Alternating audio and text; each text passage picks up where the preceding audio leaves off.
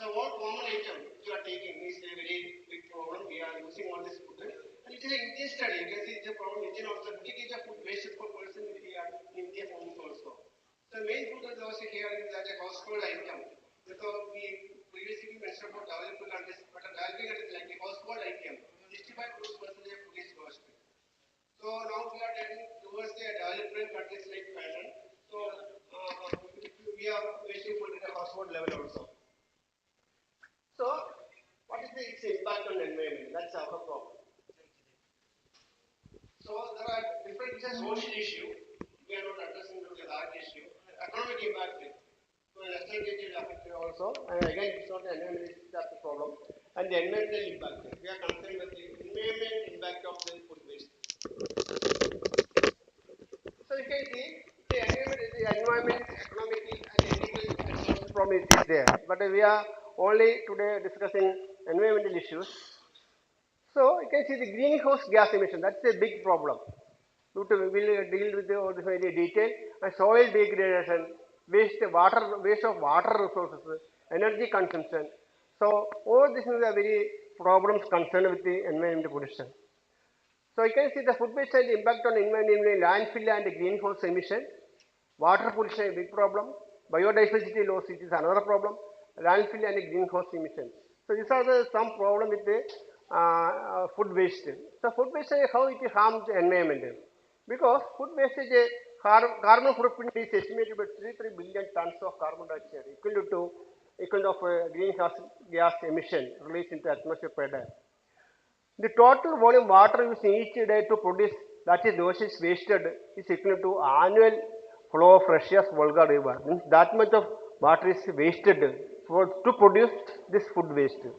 And 1.4 billion acres of land, that is 28% of world's agricultural area, used annually to produce food that is lost or wasted. Means that much of energy, that much of human resources, that much of water, that much of landfill, everything is wasted unnecessarily. So, food waste wastes water, precious water, it loses. So, when you waste food, water also wasted. Food production requires not only land but it is water also. Agriculture also uses excessive amount of pesticides and fertilizer which pollute water and increase its salinity. Directly, water may be lost or it may be indirectly also. Intensive use of water lowers the groundwater level, again a problem. Overfishing in oceans, it will again problem with the biodiversity. And as such, food waste pollutes all our rivers, Ganga, Yamuna, and all rivers are polluted over. You can see that this much of water is polluted very much in all over India, in all over the world. So, what is the amount of water, precious water? 100 buckets of water to produce just one loaf of bread. So, if you are wasting one loaf of bread, then you can imagine how much water we are losing. 54 buckets of water to rear one chicken breast. 6 buckets of water to grow one potato, and 1 bucket of water to grow one tomato. Means if 1/3 of the food production is wasted, that means you can just calculate the amount. 70% of fresh water is used for agriculture. 70%. So that means 35% or 30% of water is lost. So wasted food means wasted water, and it is a common scenario all over India and the world.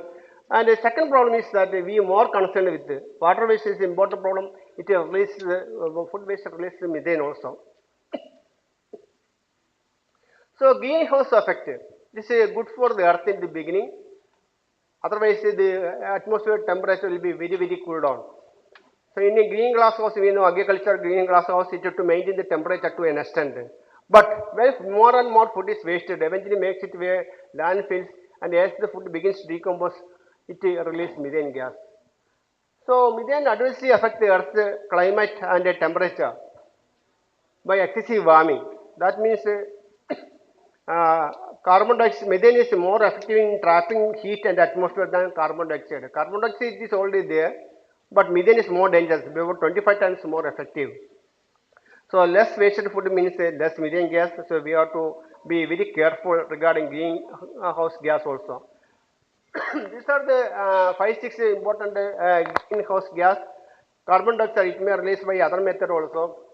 Methane, mainly from food, water and water vapor. It is natural greenhouse gas, and nitrous oxide, ozone, and artificial, means fluorocarbon.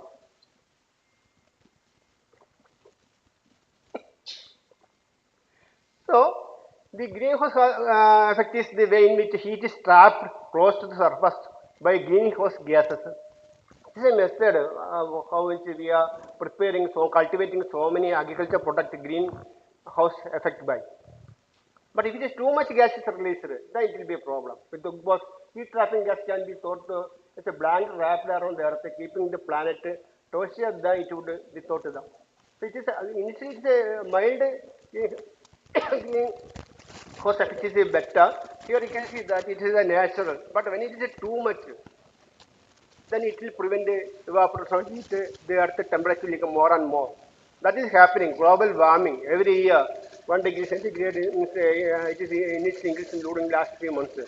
So what are the major causes of greenhouse effect are burning not only food waste, but fossil fuels, deforestation, farming, nitrate sequestration for fertilizers, industrial waste, landfill. All this to an extent will affect the greenhouse gas effect. Here you can see natural greenhouse. It is there. It is for protection. Otherwise, the earth will be so cold. The temperature will be minus 20 degrees with the carbon dioxide alone there.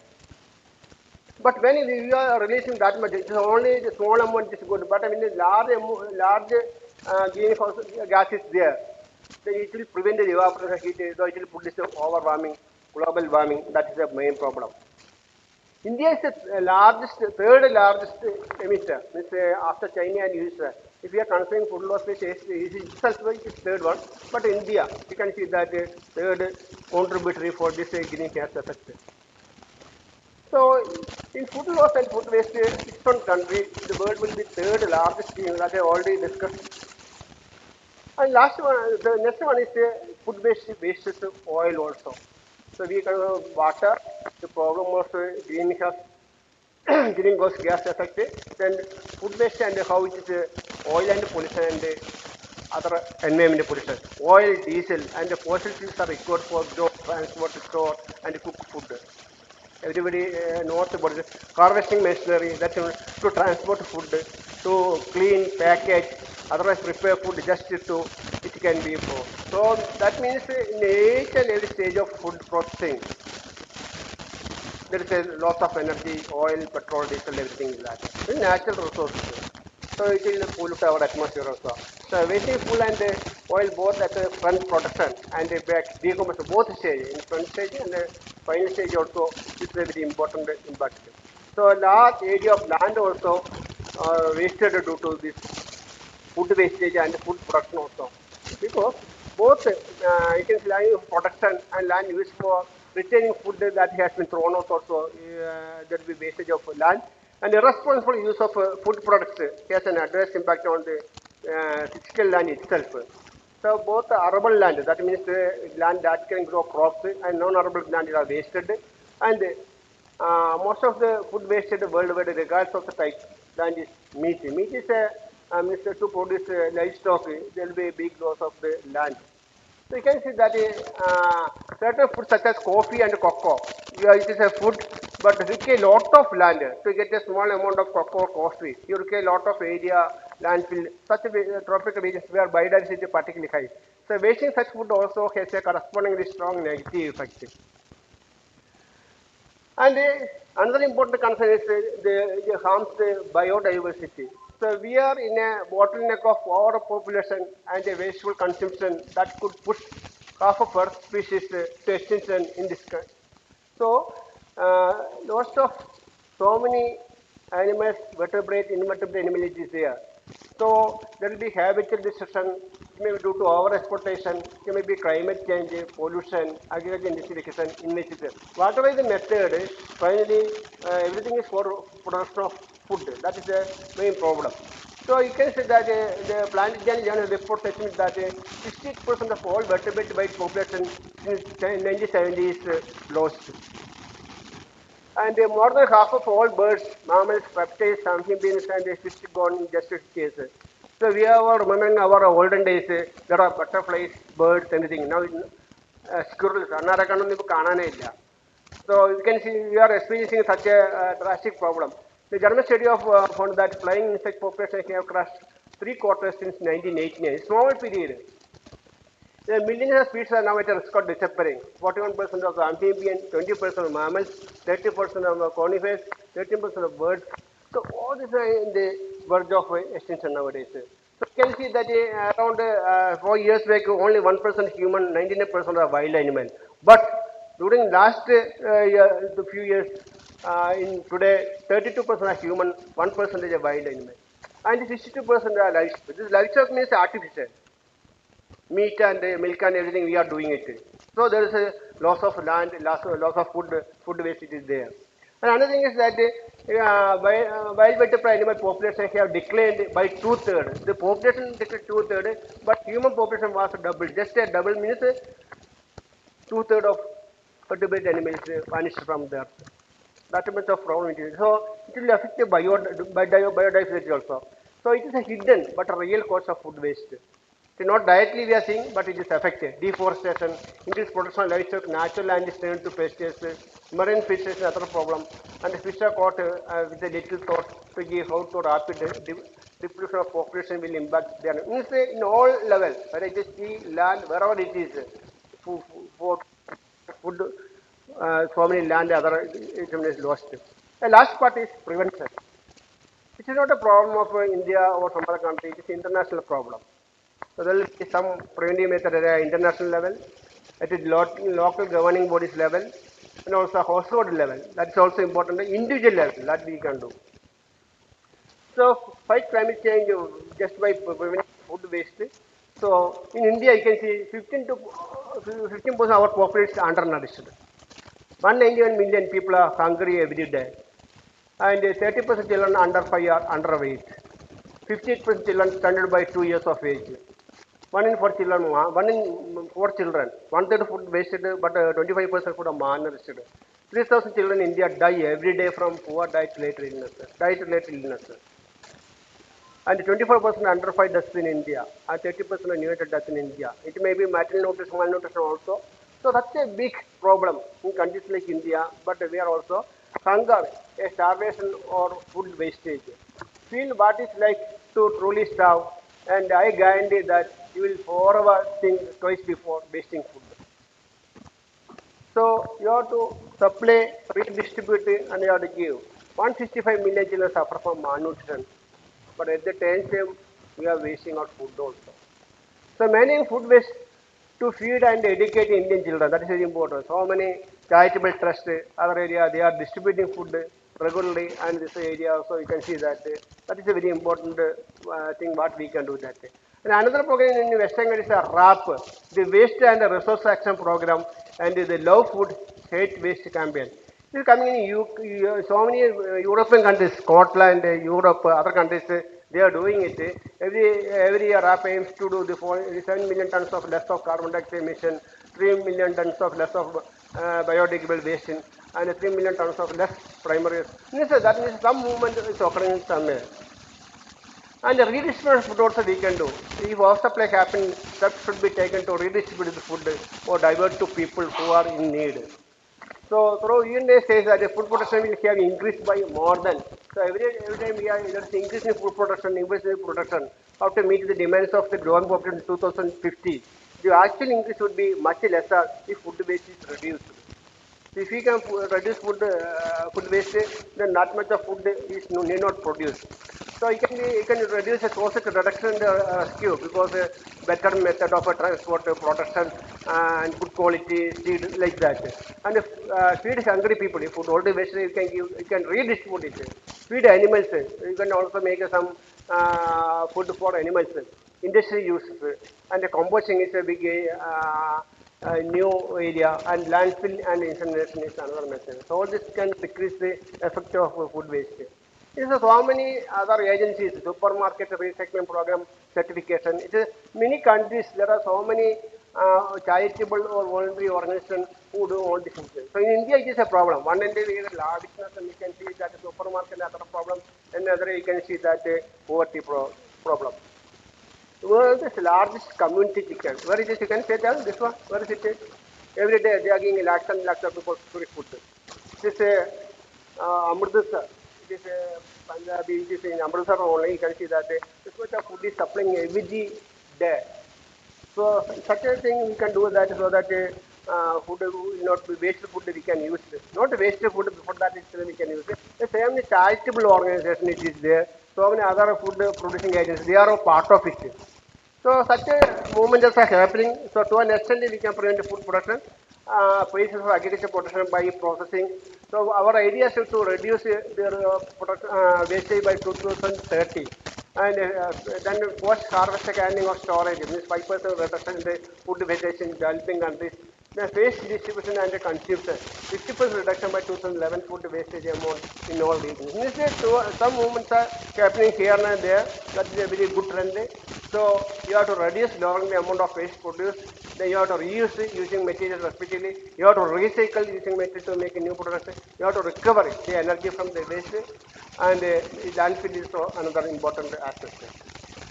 Also, we can prefer food wastage management technology. New technology will help to reduce the food waste, low greenhouse emission, efficient resource recovery, and newer equipment, low energy input,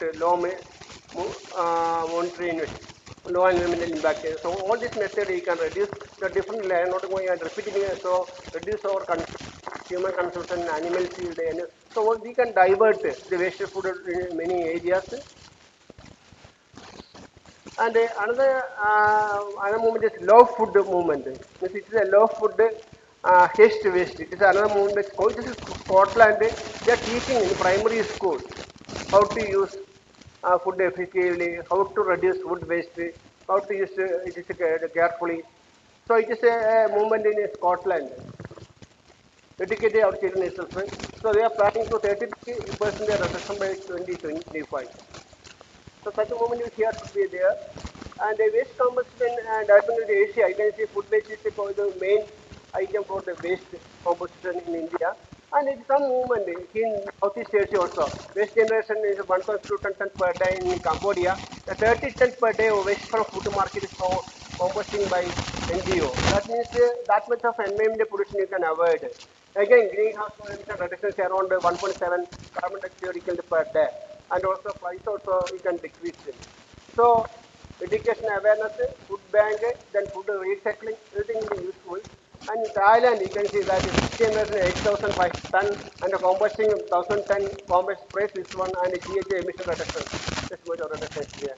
This not only outside also, in Trivandrum also, capacity 25 plant near YMCA dormitory in Trivandrum, capacity 25 kg of waste input 25 kg waste plus 75 kitchen wastewater, and effluent discharge from wastewater canal and energy saving water. So such things are biogas production, everything is very, very it's another in fish market in Trivandrum, capacity 250 kg.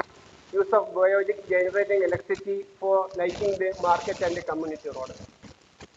So such things are coming up in Kerala also. So it is a good trend. So in summary, food buy it with thought. Don't waste it. Plan it. Make a calculated plan so that we can avoid it. And cook it with care. So you have to avoid it. Once you prepared, it will be lost. So it needed only prepare it. Otherwise, you cannot. Otherwise, we have to cannot use it later. Use less wheat and meat because wheat and meat production there's lots of money, land waste, cereals, all cereals will produce a big land problem. Meat also to produce small amount of meat, large livestock and a large areas wasted and large amount of going. Buy local food. Don't get it imported from somewhere. You can prepare our own and with less energy and transport everything you can reduce. And serve just enough. I already found that the overeating problem and other things are there, so it's just enough. And use what is left. Means recycle, reuse. So finally, don't waste it. So these are the message I want to give. So thank you very much for the patient hearing.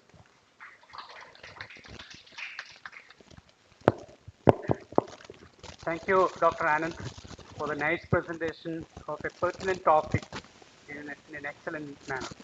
I think this sort of topic discussion is the need of the hour. So now I invite questions from the audience. Because it's a question.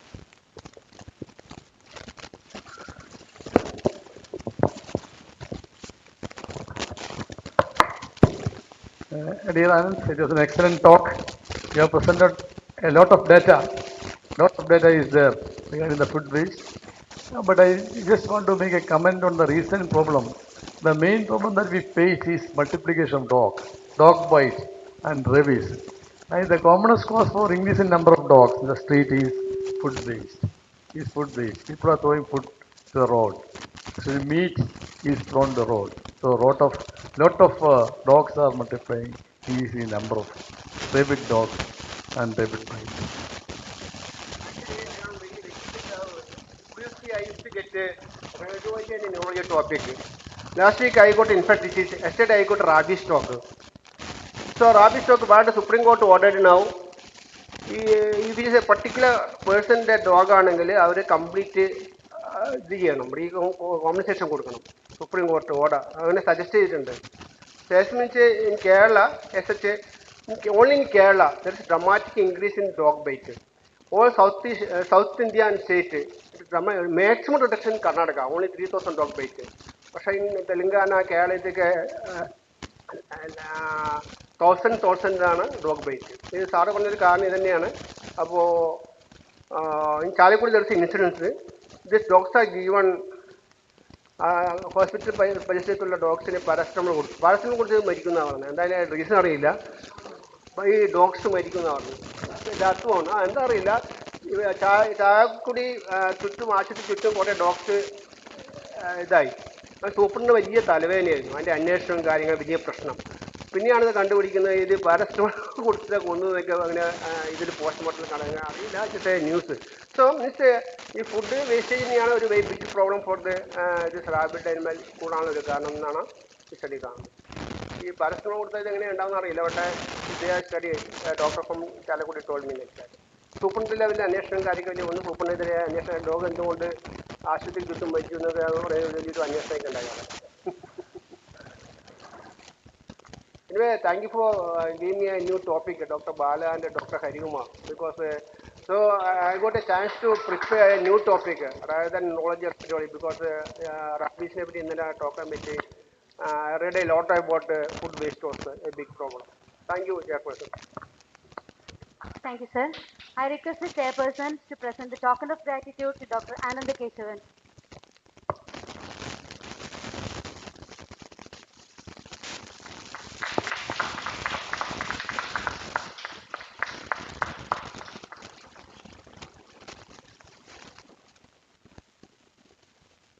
I request Dr. Krishna Kumar, Senior Pediatrician, Retired Medical Superintendent, Government Hospital Vadagara, to hand over the memento to Dr. Jay Gopal.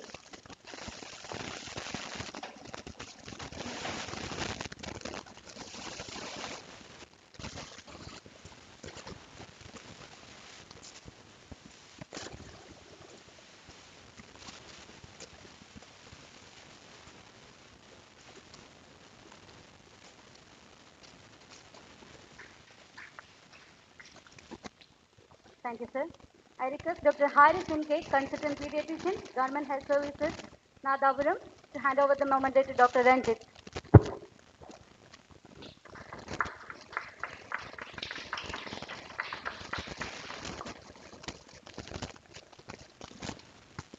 Thanks, sir.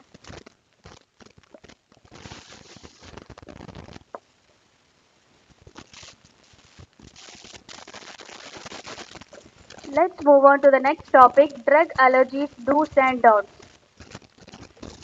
I would like to invite Dr. M.V. Haridas, Senior Pediatrician at Cooperative Hospital, former IAP President Vadagara, Dr. T. Sasindran, Senior Consultant Pediatrician at Harsha Hospital and former IAP President Vadagara. Now I welcome Speaker of our session, Dr. Krishna Mohan, Consultant Pediatrician, Kerala Health Service, on the stage.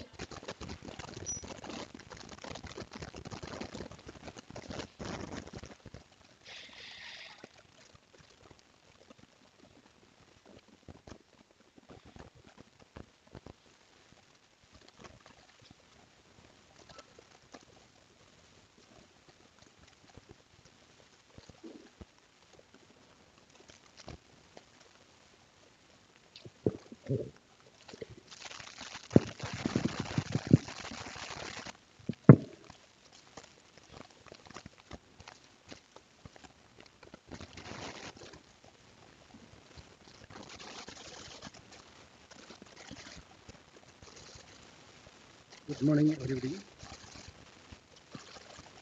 A drug allergy or hypersensitivity is the abnormal reaction of our immune system to a medication.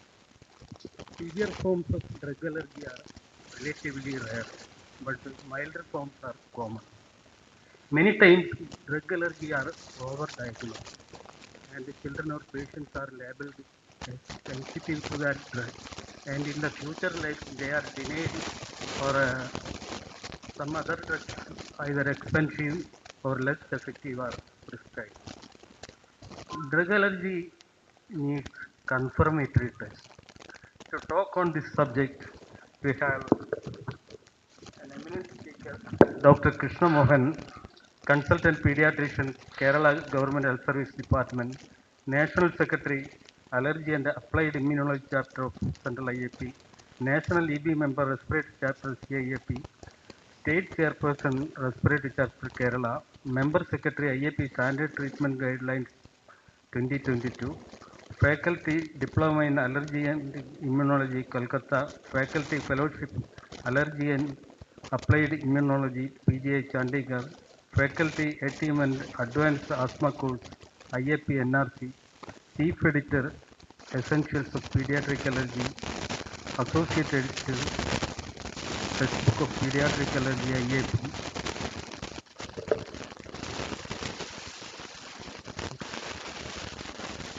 Over to you, sir.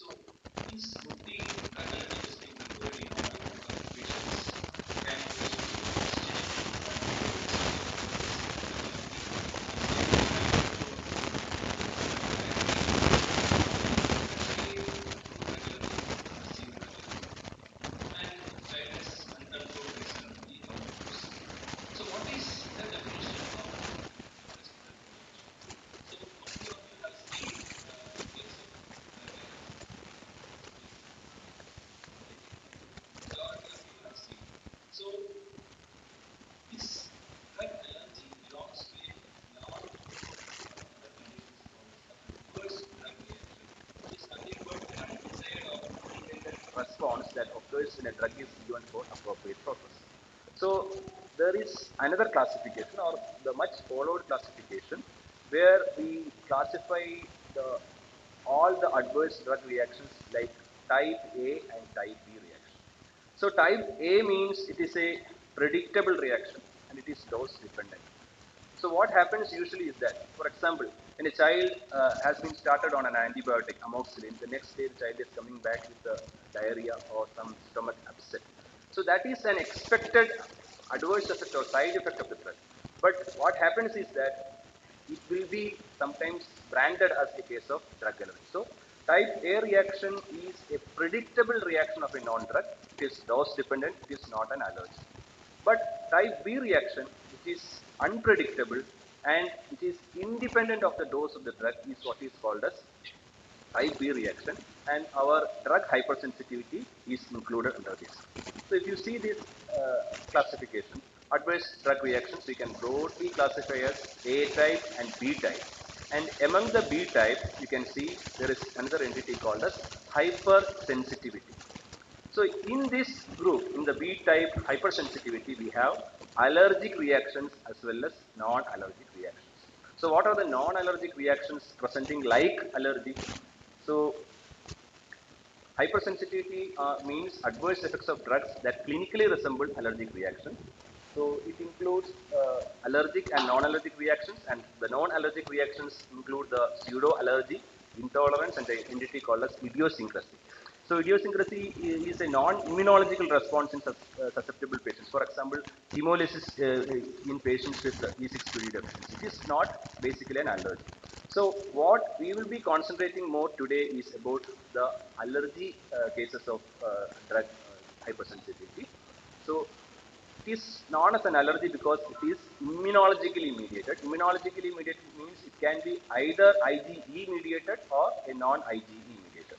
Now coming to the epidemiology, what is your thought now? How prevalent is drug allergy in India? What will be the percentage like? Actually, the true incidence of drug allergy in India is not at all studied. We do not have enough publications to tell about that. And many studies which has been already done focus on selected patients. It means sometimes hospital studies are not in the population. And rates of self-reported allergies are more than true allergies. Majority of cases, the patient may not be having any allergy, but maybe just like the amoxicillin case I told, that patient took amoxicillin, he developed some gastric upset, and mother will stamp it as a case of drug allergy. So that self-reported allergies are very, very higher than true allergies. So this is one survey which was done in a hospital-based thing, and in that it was found that drug hypersensitivity is seen only in less than 5% of patients. It is very less. So the bottom line of all these things is that the majority of patients that we stamp as drug allergy may not be drug allergy always. Very less patients only get the true drug allergy. So what is the difference between IgE mediated and non-IgE mediated? So hope you remember the classification of the hypersensitivity reactions, that Gell and Coombs classification, type 1, 2, 3, and 4. Type 1 is the IgE mediated, where you get a very quick response, fast acting. That is within minutes to hours you get the symptoms, and the main symptoms will be cutaneous symptoms like urticaria, angioedema, respiratory symptoms, etc. And most important entity in this IgE mediated thing is anaphylaxis, and if you miss that, you will be in trouble. And coming to the non-IgE mediated drug hypersensitivity, the important thing is the time. So the onset of symptoms usually after few hours, or it may take days or weeks even.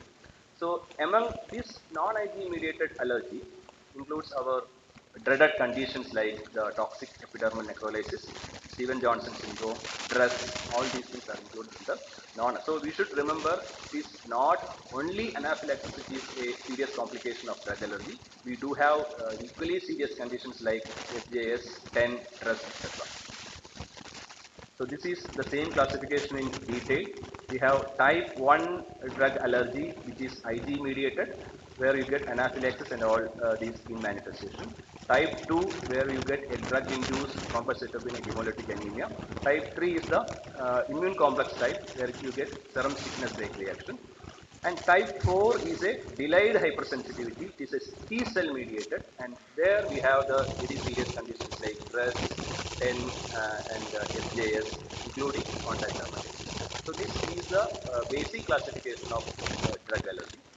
Just to see some features, you can see urticaria, Stevens-Johnson syndrome, toxic epidermal necrolysis, and stress syndrome. So these are not very common, but if you miss this, you will really be in trouble. Now coming to evaluation of a suspected drug allergy. So In that, you should know the situation where you need to evaluate and where you need not evaluate. So, what are the situations where you should evaluate? So, you should evaluate if there is a drug hypersensitivity reaction to a drug which cannot be avoided. Suppose in a situation, this is the only drug to treat that underlying condition. You do not have any alternative drug, then you need to evaluate the drug allergy. And if the supposed child is having a history of prior severe reactions or other medicines also, then you should evaluate. And equally important is this, when not to evaluate. So, because this evaluation of drug allergy is not a simple thing, it requires a lot of time, expenses, everything is important. So, when not to evaluate, when the patient with no drug allergy causality, that means if the symptomatology, the chronology of the reactions, everything is not compatible with drug allergy, then you need not evaluate the child. And if you have some different diagnosis other than drug allergy, for example, if you are, this is a case of chronic urticaria, or if you are suspecting herpes virus infection, so in those conditions, if you feel that it is some alternative diagnosis, there you need not evaluate. And the third point is very important, severe life-threatening reactions to drug provocation testing. So suppose a patient had anaphylaxis 1 or 2 times or multiple times he had anaphylaxis, always better you need not evaluate provided there is some alternative treatment for the same condition. But the most important part, as in any other allergic disease, is history taking. It is the most crucial part. So you have to get details about when did the symptoms occur. So that is a very, very important, because that distinguishes between your IgE mediated allergy and non-IgE mediated allergy. So suppose a child got the symptoms within minutes or within 2 hours of taking the drug, that is more likely in terms of a IgE mediated reaction. So in the other hand, if it is the symptoms are occurring after weeks, days or weeks after the drug intake, you think in terms of a non-IgE mediated. Age is also very important. When was the last time symptoms occurred? So whether there is a reproducibility, not only the first time, previously also when the child took the same drug, this same symptoms repeated. So that is also important. This question is very important. How was the medicine administered? Was it given orally, parenterally, or topically? And this point, cutaneous administration is most immunogenic. We may think that only parenteral is important, but cutaneous administration or topical application is equally important. It is the most immunogenic. And once sensitized, the IV route or the IM route is associated with more anaphylaxis than the oral route. So, comparatively, giving orally is the safer route. And details about the symptoms. What all symptoms developed? What was there only skin manifestations like urticaria? Was there diarrhea or any other GI manifestations? Or there respiratory infection, hypotension, what all these things? So you have to get in detail about the symptoms and how it occurred and within what time frame it occurred. Was it acute or was it developed after a few days? How long after the medication was that? I already told. Allergic or IgE mediated will be occurring within 2 hours, and non-allergic or non-IgE mediated will be occurring after. It can take place after days or weeks. So it is. This is in summary about what I have told now. So you need to get the details of the patient. Want to get the details of the medication. So in the patient details, you should know the date of the reaction. Was the patient on any concurrent medication? That is very important. That is because many of our patients who are coming to us, they will already be taking or they will be concomitantly taking other medications also, especially homeo medicines or the Ayurvedic medicine. So they will be taking that, but they won't be telling the same to us. So we have to get the history. Any medicine in this world can cause a drug allergy, including homeo medicines. And are there any coincident infections? Example, Epstein-Barr virus infection. For example, in an infectious mononucleosis, when you give amoxicillin after 1 or 2 days, you get a rash. So we think that it is due to amoxicillin, but it is not actually due to the allergy to amoxicillin. And sometimes hand-foot-mouth syndrome will be confused with an allergic reaction. So all these things we have to ask. And these are certain other nomenclatures which are used in drug allergy. Here, drug tolerance means state in which a patient with drug hypersensitivity will tolerate the drug. And treating through means, suppose for a child with a comparatively lesser risk of manifestations, you can, under observation, you can continue giving the treatment. And we also have several terms like provocation, re-exposure, drug challenge, etc. It means nothing but giving the drug in an observed setting.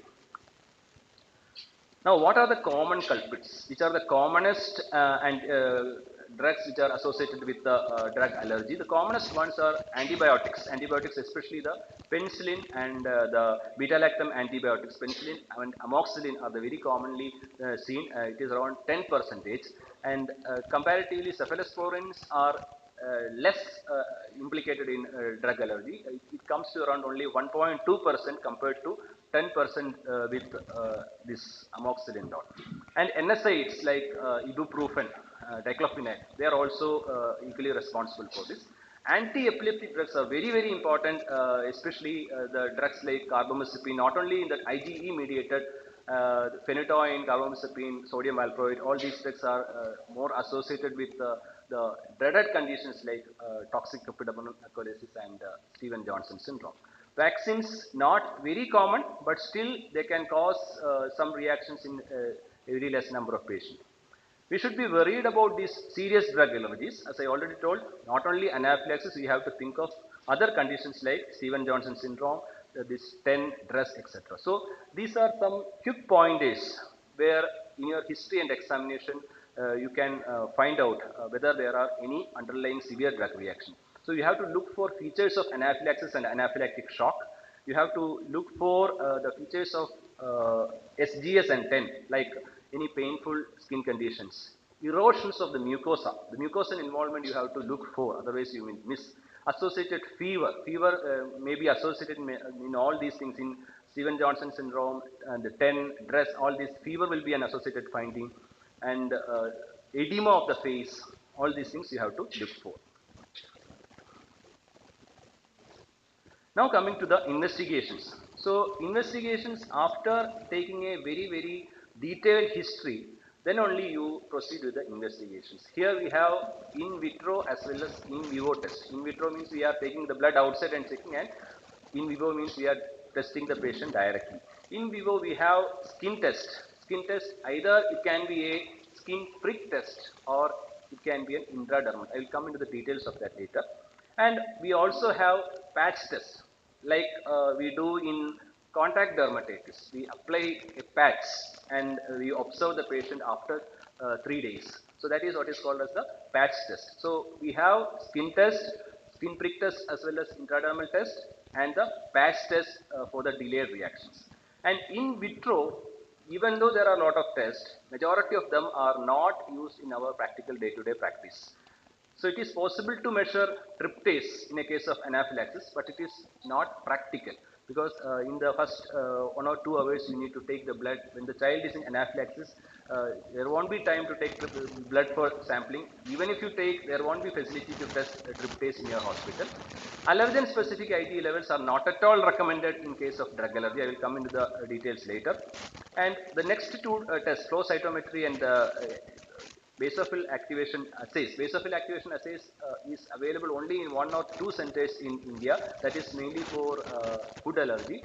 Drug allergy, this is a very good test, but it is not available in ours. It is mostly for a research type of purpose.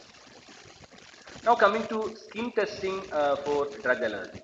So this is a best screening test for sensitization, but you have to keep in mind a negative test do not rule out a drug hypersensitivity, and you should know the optimal test concentration.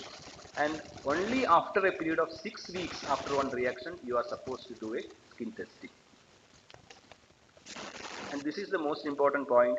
Skin testing for drug allergy, even though we say that it is a very good test, etc., but as of now in India, we have only for penicillin, we have the validated reagent for doing the skin prick test. So skin testing for drug allergy is validated only for penicillin allergy where antigenic determinants have been identified. That too, it is not common, freely available, it is very difficult to get. All other drug testing can be performed using an established non-irritating concentration. That is one blanket statement which is given. You can do it with a non-irritating concentration. But the non-irritating concentration of a drug, nobody knows. There is no standard recommendation for it. So practically, for skin testing for this drug allergy, we can do as of now only for penicillin. This is a very important slide. There is no role of skin testing in patients with history of Stevens-Johnson syndrome, toxic epidermal necrosis. Why? What is the reason for that? One important reason is that it is risky. Second thing is that, as I already detailed in that classification, the Stevens-Johnson syndrome, toxic epidermal necrosis, stress, all comes under the class 4 delayed hypersensitivity. In skin prick testing, we are looking for an IgE mediated allergy. So it does not have any role. The skin prick testing has no role in these conditions. Now coming to the another important, the gold standard diagnostic method, drug provocation testing. So this is nothing but in a very good setting where you have the facility to observe the patient, you are giving the drug directly in graded doses. So the second line is extremely important. It is indicated for low risk patients unlikely to be allergic. So you want to rule out allergy rather than diagnosing drug allergy here. So completing a challenge or test dose without an adverse reaction shows there is no immediate or IgE mediated drug allergy, but future reaction cannot be ruled out. So this is one prerequisite. You should perform a drug challenge only if you have trained staff and emergency resuscitative equipment. Emergency resuscitative equipment alone is not. You should have the trained staff also. These are the contraindications. In severe life-threatening drug hypersensitive reactions, you are not supposed to do. If you had a history of SGS, then severe conditions like that you are not supposed to do. And if there is a severe concurrent illness or in pregnancy, you should not do. So these are the contraindications. These are the laboratory tests which are available for serious reactions but not done. Serum tryptase, I already told, can be used in anaphylaxis. In detail will be talked today. Dr. Jonisa will be talking about that. And coming to the delayed reactions like Stevens-Johnson syndrome, 10, these are the supportive tests you can do. You can do a complete blood count, LFT, serum creatinine. In dress and all, there will be organ involved, end organ involvement will be there. So there you have to do tests for LFT, RFT, etc. Now coming to some very, very important practical points. This is the one thing that we are doing regularly, but it does not have any role. So there is no scientific evidence for routine test administration, intravenous or intradermal, before full dose. So what we do in our day-to-day practice nowadays, when we write an antibiotic, injection substrates 500 milligram IV BD, after test dose we write. But scientifically or none of the international recommendations are going with this. It is not recommending the intradermal. So what is recommended is that observation after full dose of parenteral medication remains the standard recommendation to pick up drug reactions early. But one practical point at this time of my presentation is that will you do a intradermal testing or not? I would say, or as I have asked many of the senior allergy specialists in India, they have said, if you are practicing in India, better you do, because it is a standard practice here. Even though no one is recommending this, if you go to a court of law with a case, the opposite side judge will be, the advocate will be raising this point, and you won't be able to convince him that there is no recommendation, nothing. So, if it is a standard practice, better go on doing it. What about this test? This test, 2 minutes, 2 minutes. So this test is an allergy screening test, drug allergy screening test for the specific IgE. It is done in many places. I won't say done. It is a misused test. It is used in many places. A specific IgE test for many of the drugs. You can see the results like all the drugs the patient is allergic to. So this is one test which should not be used. So specific IgE testing for drug allergy is not recommended. It is should not be used. So immunocap testing you can use for food allergy but not for drug allergy. So this is in summary of what I have told about the test. The most important is clinical history. Then you can do skin prick test, especially for penicillin, and some of the tests like tryptase and all you can do. And finally, the gold standard test is BPT. In the last 2-3 slides, what I will talk about is about management of drug allergy. So the most important part of management is like in any other allergy, stop the suspected trigger. Here the trigger is drug. So stop the suspected drug or drugs. And the management of anaphylaxis, I am not going to the details. You have a separate session for that today. So, but always remember the drug of choice in anaphylaxis, adrenaline, adrenaline, and adrenaline, nothing more. So you need IP observation in conditions like severe conditions like anaphylaxis, SJIS, 10, DRESS and all, you need IP. I mean, all other conditions you can even manage the OP base. So complete avoidance is very, very important. So the last slide, when will you do a drug desensitization? It is not done in anywhere in Kerala, and in India also it is done only in 1 or 2 places, not because what is the reason for that? It can be used or it should be used only if there is no other alternative drug. Suppose for we have antibiotics, more than enough antibiotics now, and only in a condition where you need to give that specific antibiotic and nothing else is available, you need to go for drug reason. So it is done very, very rarely. So it is a procedure by which incremental drug doses are given. Uh, Usually it is given orally and drug has to be continued in the therapeutic dose. So these are some examples where you need to use a drug desensitization. For example, in an HIV patient where you need to give sulfonamides, or in a case of cystic fibrosis where you need to use quinolones. So these are certain conditions where you may have to do a desensitization. So these are certain drugs where desensitization protocols are available. So very exhaustive. Now coming back to our 3 cases, what is your take on this? A child who presented an upper respiratory infection, sore throat and all, and he presented with a rash after the second day of amoxicillin. Can this be a drug allergy? You cannot surely say that it is drug allergy. This can be a infectious mononucleosis where you got this rash. Now coming to case 2, here the child after taking diclofenac or ibuprofen, within 2 hours he developed a severe anaphylactic feature. So this is a condition where you have to think of a hypersensitivity reaction, and there you should manage as a drug allergy. So this typical case is like a drug allergy. Third case also, the child who came for vaccination, baby was in deep sleep and was woken up for vaccination. Actually, this case was given to me by Dr. Narmada. She only saw this case. So given the vaccination along with oral rotavirus, child crying continuously and 3 bouts of vomiting. But clinically, otherwise, the vitals and everything was not consistent with anaphylaxis. So this is also not a case of drug allergy. So this is a usual scenario which occurs during, can be a breath holding spell or something like that.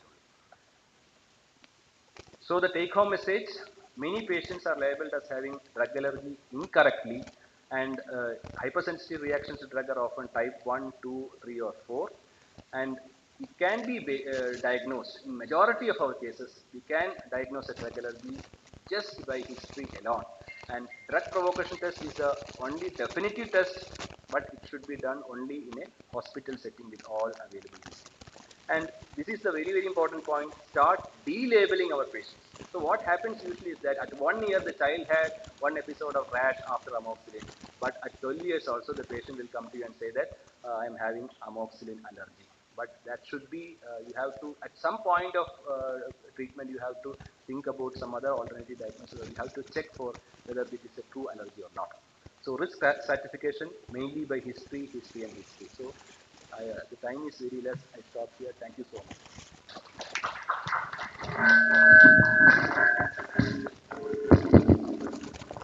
Thank you, Mr. Mohan.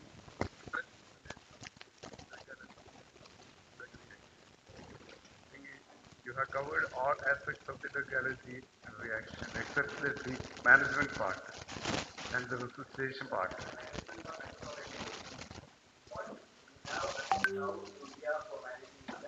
Treat symptomatic.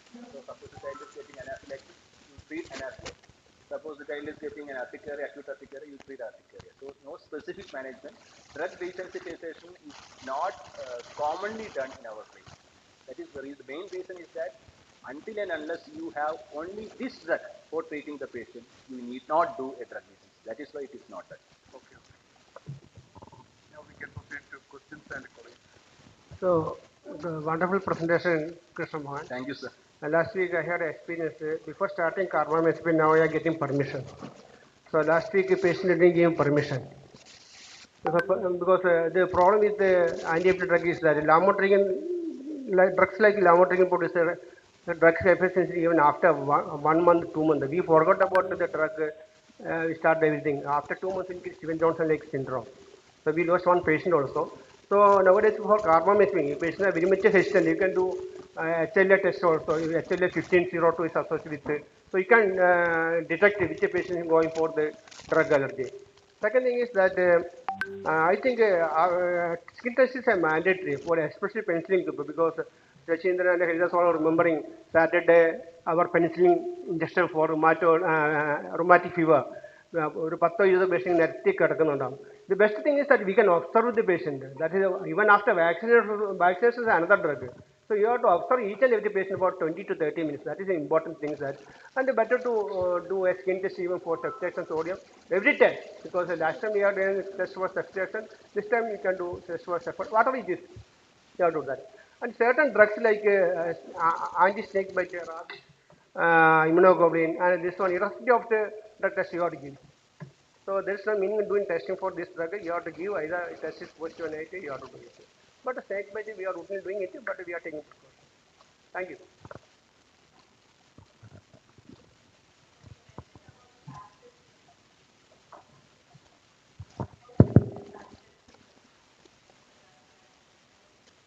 Yeah, just like we do it for contact dermatitis, we have customized patches available. And for that drugs also, just like for the allergens, we have different patches. And you apply it just like a sticker. I don't have the picture with me. Like a sticker like that, there will be wells in that, small wells will be there. You apply it and you observe after 48 to 78. Yes, yes, yes. And I want to reiterate the point Andreasen sir told. Actually, I missed that point. There is genetic predisposition to a certain group of allergies, especially type 4. For this Steven Johnson syndrome, toxic epidermal necrosis, there is a genetic predisposition with the HLA type 15.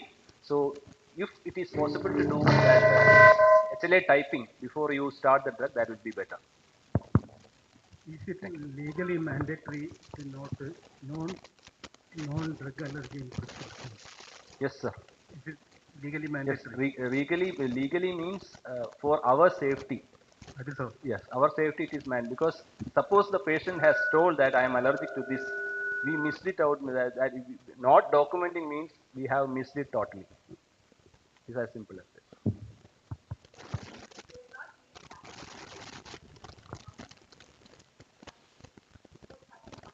No, no. What he was asking, suppose the patient is telling whether we should document it or not. We should document it.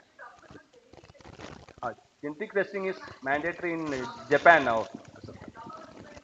In many prescriptions, we see drug allergy is no column. Is it mandatory? It's better.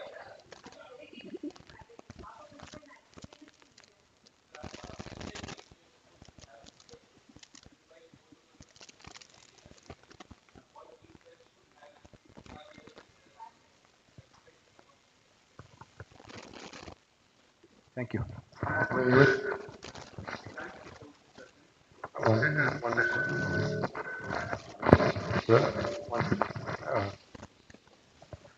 Even with cephadrops, got an allergy, like an adult case that come to the nursing home and present post-COVID breathlessness like that. And ultimately was diagnosed as a drug reaction and cardiogenic shock. And then 2 days the patient was age. So all drugs we have to be careful. It was a cephadroxil 500. Only one case was reported in South Africa. One case was there before that. That's what the according to literature. So we have to be careful. All drugs.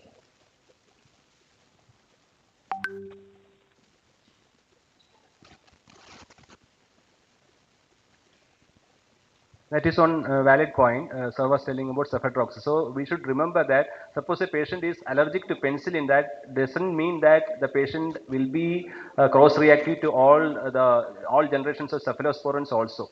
As I already told, 10% is the percentage of prevalence of penicillin allergy, but the cephalosporin it is very less, around 1 to 2% only. But we should not always brand that all penicillin allergic will be cephalosporin allergic also. Thank you, sir. I request Dr. M.V. Haridas and Dr. Shashindran hand over the memento token for gratitude to the Dr. Krishna Mohan.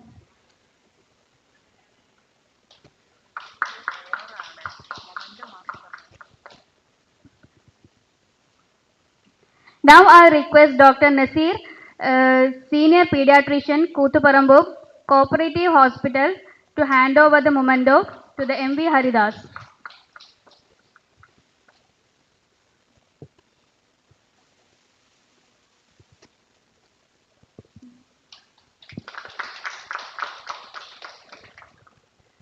Now I request Dr. Jeevaraj, Senior Pediatrician, Joskiri Hospital, Talisheri, to hand over the memento to the Dr. Shashindran.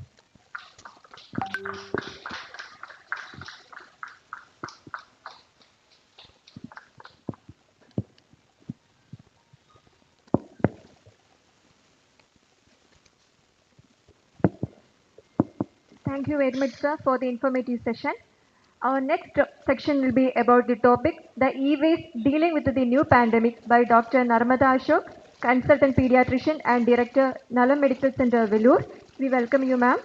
Now I would like to invite Dr. Prashant Pavitran, senior consultant pediatrician in Vadagara, president of IAP and IMA Vadagara, Vice President-elect IAP Kerala 2023 to chair the session. Also, I would like to invite Dr. Dilshad Babu, CEO and Executive Director, PARCO Institute of Medical Sciences, Senior Pediatrician and HOD in Department of Pediatrics, PARCO Institute of Medical Sciences to chair the session.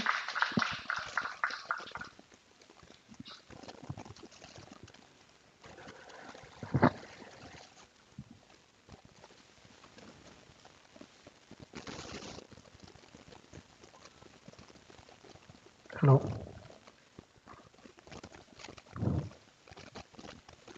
Very good morning, all.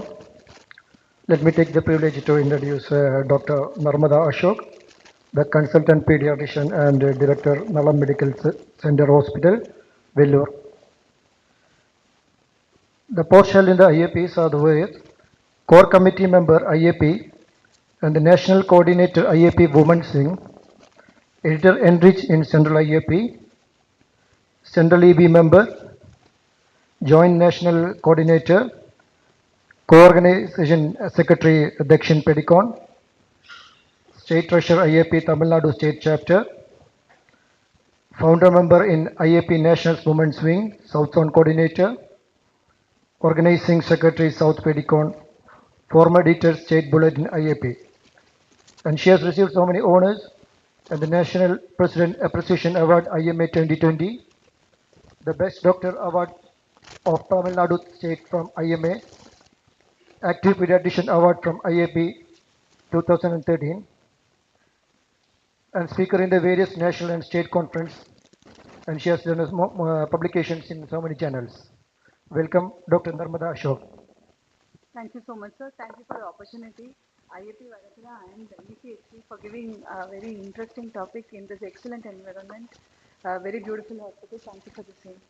Now, e-waste and dealing with this new pandemic. When me and Bala was discussing about that topic, I was thinking what I'll talk for 25 minutes. But then my 25 minutes talk doesn't seem to be enough for the problem we are facing apparently. So I'll be discussing about what is the e-waste actually, what is the magnitude of the problem we are having, what is the hazards it produces, the problems and solutions, and the way forward. So there is a lot of discussion about what is e-waste in the net, but I think the WHO and UN has come out with this product that it is any discarded product with a battery or a plug and features some toxic hazardous substance like mercury that can pose a serious health to environmental problem. So you think about this using a battery or a plug. Even in our environment here, we have so many e-waste. Starting from the speakers which we are seeing, the mic sets, the panels which we have, you can see number of instruments hanging here. So many products are there. That is like home appliances, as I said, communication and information technology devices, which range not only from the cell phones, it also includes the satellites also. See, this is the kind of the e-waste we are handling in the home environment, the office, as well as the medical equipment. We are surrounded by the e-waste. Now, is it a waste, ideally to call it? Will you call it as a waste? Or when does it actually become a waste? When it doesn't work, or it is working but still can become a waste? When does it really becomes a waste? When it is not working. So you have an Apple iPhone which is working at Apple iPhone 10 you are having, it's working very beautifully. But then I have a 14 version. Now you wanted to switch over to 10 to 14. So what do you call that 10 now? Definitely it's a waste for us. I'm very sure all of us have minimum 2 or 3 good working condition mobile, but that is an older version, maybe not a good camera, maybe it doesn't have so much of a RADs, we are not able RAMs. We also have a lot of computers. Right now I go for Mac Air. I have a PC which is sitting in my home which I hardly use. So around us, there are products which are using properly also, which are working properly, but still we do not use. So this is the difference. So each one of us do not think it won't. We discard products only when they're not working. But the e-waste is a peculiar condition when we are discarding products, even when they work, but just because it's an older version here. So this is what it is. It's only not products unwanted nearing or the end of the eye. They are also including electronics good getting discarded due to the upgradation we get. And Samsung on an average last year had upgraded it more than 7 times just in 1 year.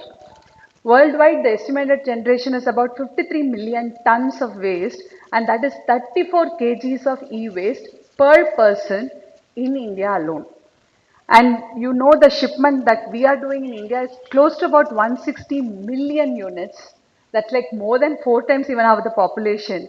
And we are the third largest producer in China and United States. So if you can see, what happens is this 53.5 million metric ton, it's rapidly increasing by 25%. I think this is the rapidly increasing sector in the world, more than even the human beings. Sir showed a very beautiful slide on how humans dominated the wild animals. Now we are getting dominated by the e-waste. And you know, 17.4% of e-waste is only managed in the formal sector. The rest of it are going to the informal sector, wherein 12.9 million women and 18 million children and adolescents are employed. The children have a very beautiful dexterity. And you see a circuit board, you have to dismantle it piece by piece. You need dexterity of hand, which we adults cannot have, the children have. And each of these children and adolescents are exposed to 1,000 harmful substances. No wonder the infertility clinics are increasing on one side. It's because these substances just go back into the environment, which is producing a lot of problem. And in most of the whatever is being produced in US, the e-waste, the developed countries ship it to places like underdeveloped Africa as well as China and even India. We are one of the major importers of second degree e-waste. So what happens here, the land is filled by these harmful metals, and a child who eats a chicken in Ghana, he can absorb 200 times the lead which is there. We are going to celebrate the lead day, 200 times the lead in his chicken as an European standard. Now we have so many food standards, but we are not really looking into this. So this is where regions sending e-waste, North America and Western Europe, and the brown indicates those regions that are importing the e-waste, that is Brazil, Egypt, India and China also. So these are the nations, and this is where we stand. We are both exporting as well as importing, and we are also consuming more amount of the e-waste. So this, I'm going to talk about the health impacts first and then see the other impacts. And this was basically taken from this journal of Indian Journal of Community Medicine. The main constituents are this lead, cadmium, chromium and beryllium. I'm very sure all this are around us, and what you are using, your chips, your semiconductors, your PCs, everything has this health metals. Now what happens, these metals produce problem only when they go into the landfills or when they just leach into the soil, and they produce irreversible damage to the human health, which includes neural damage as well as respiratory problem as well as developmental problem. We are wondering, there are a lot of autistic children. We don't know whether the answer is in the metals surrounding us that is creating the problem.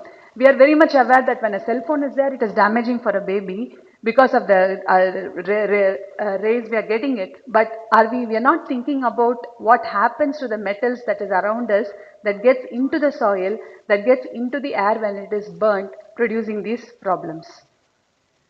Now, the one more another thing is the brominated flame retardants, this barium phosphorus, when they come out when we are burning this e-waste. So this copper wires, printed circuit boards, the nickel cadmium rechargeable batteries, the heavy metals are taken out, but it is burnt. The rest of the waste is burnt.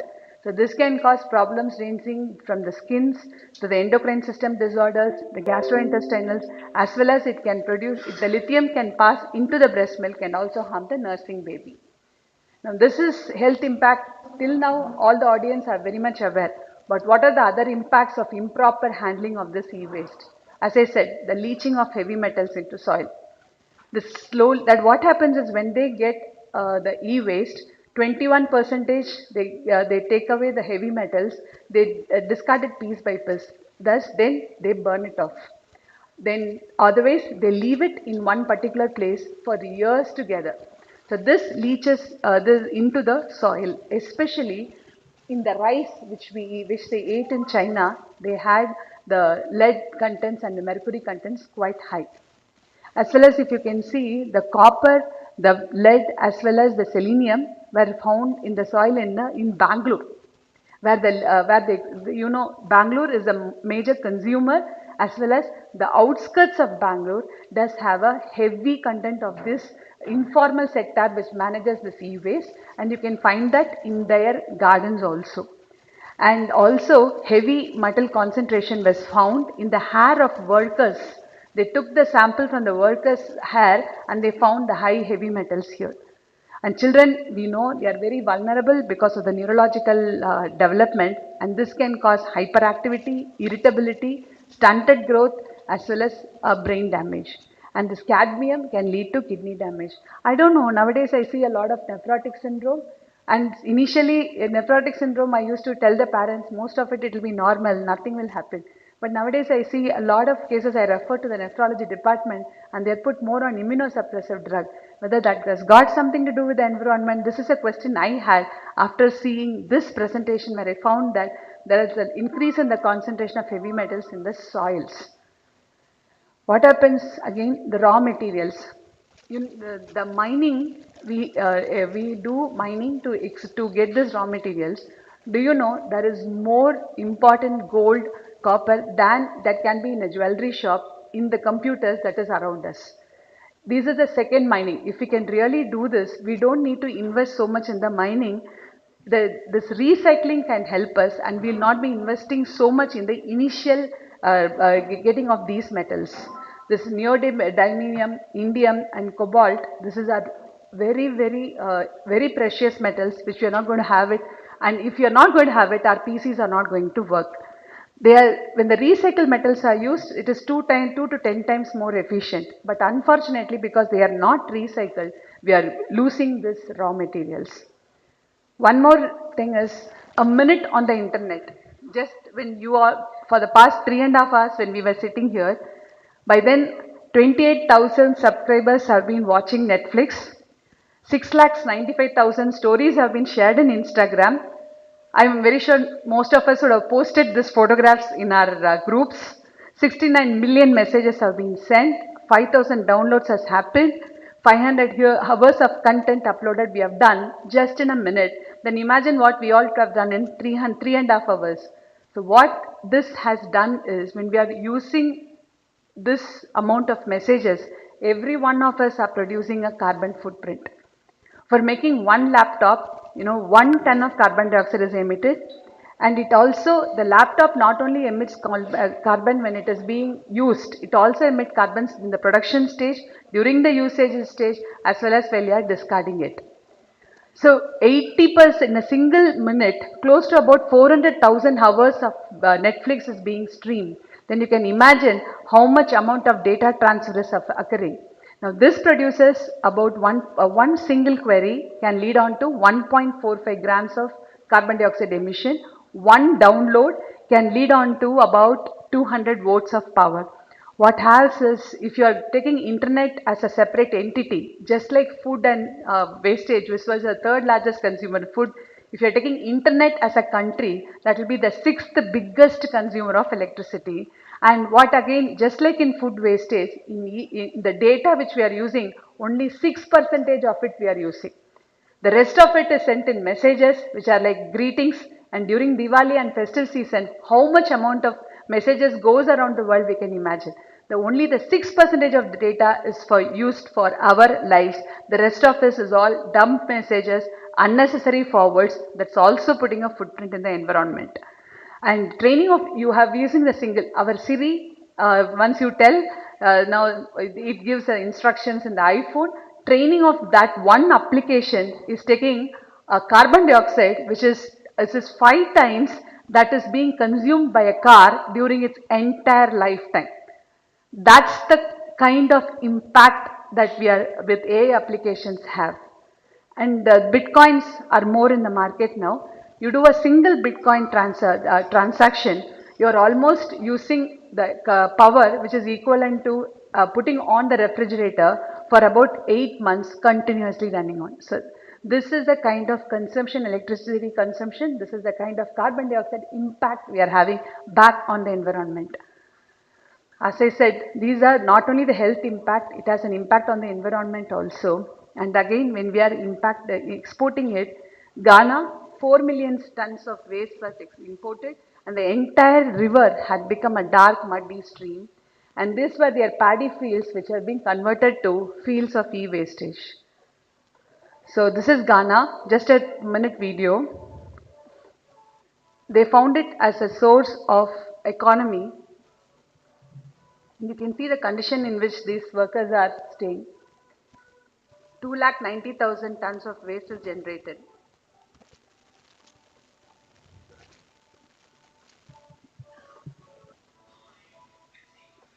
No proper environment for them to separate the metals, and you can see what is being done to the outside products. So this is what is India. What is the current status in India? What about Kerala? Unfortunately, I don't know whether Kerala has not come here at all. I'm very fortunate about this. But you can see Tamil Nadu, Maharashtra, MP are the highest producers of e-wastage. Kerala I didn't see. So that is one good thing I should be telling you. I tried searching for the data. But Delhi 21.2%, and the growth of e-waste has gone phenomenally up in India. Of course, how do they manage in legislation wise? It is done by Environment, Forest and Climatic Change, and they are having a various rules, and Central Pollution Control Board has also chipped in, and now foreign trade has also come in because people are making money out of importing these products. So foreign exchange has also come in, but are they working? We'll have to see here. Here, and the non-formal sector is almost spread everywhere, and that includes Kerala too. And rag pickers in Delhi are the maximum affected, and they are using the components of the recyclable value. They are looking at the heavy metals here, and they are being exploited by criminal people for the valuable metals. Formal sectors are very few and very few authorized leaders. And as I said, adolescents are the major people who are involved here, and there is a heavy reliance on them. So, an e-waste removal in India is particularly bad because we are using landfills. In landfills, we just pour it. Every city, major city has this landfills. We just turn a blind eye or we just go bypass it. Surrounding Chennai, there are 4 or 5 landfills just near Punamalli where we enter Chennai. But we really don't see. And how do they take away the heavy metals? Using acid baths. They just put the our boards inside the acids and then they get the metals here. But what happens to the remaining parts? Where is this acid thrown? It is back into the environment. As well as incineration is a very harmful method. I said it is releasing toxic chemicals into the environment, which we don't even have a measure of how much it is. So we have a very poor infrastructure. There is a lack of awareness and financial incentives, because if the metal is taken out properly, it can be recycled, but we don't have the awareness of the same. We don't have information on e-waste generation rates. So many people are not coming forward. Even though there is job plenty here, they are not ready to take it.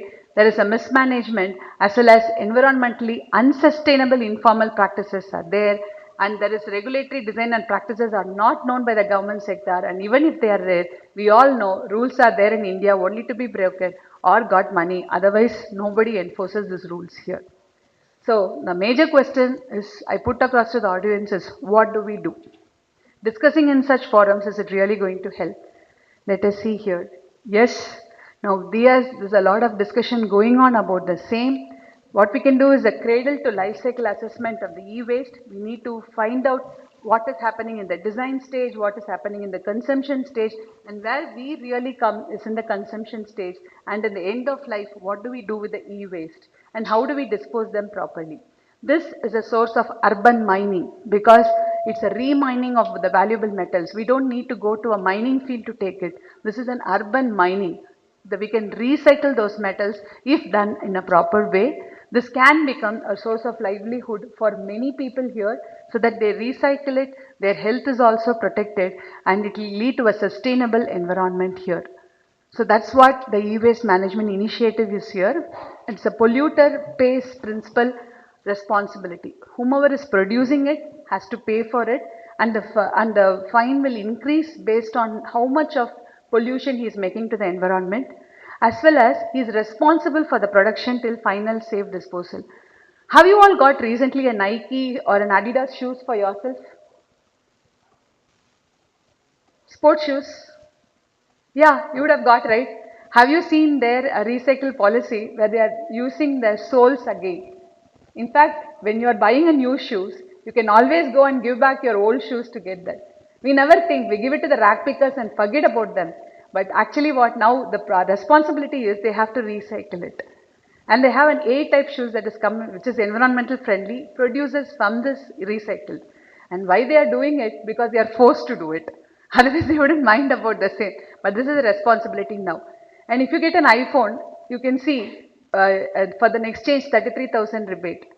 The iPhone is priced at 1.6 lakhs or 7 lakhs, but he is also needs to give the 33,000. It falls drastically. This is a mode to encourage you to give back to them the e-waste, and he has to do it in order for him also to sustain, because he is rushing for the e-metals. So it is his responsibility. That's what now it has come to. There are a lot of fines which is coming up for the same, so they will have to do it.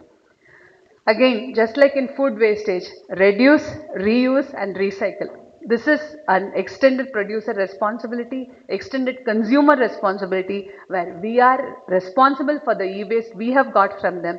They are responsible from the product production till it is getting disposed. So this is a responsible cycle. Now electronic version, they are rethinking about the same, and this cycle is what is in vogue now. Apple recycle policy has tremendously increased from 2010. And you know, Apple as well as even Tesla, they are shifted out from California. They have gone from the place Austin, Texas. Why? Because the taxes are right. But their servers, they are also rethinking where to put down the servers to make it environmentally sustainable. Now, what we have done in India is we have provided market information, we have tried to incentivize formal e-waste.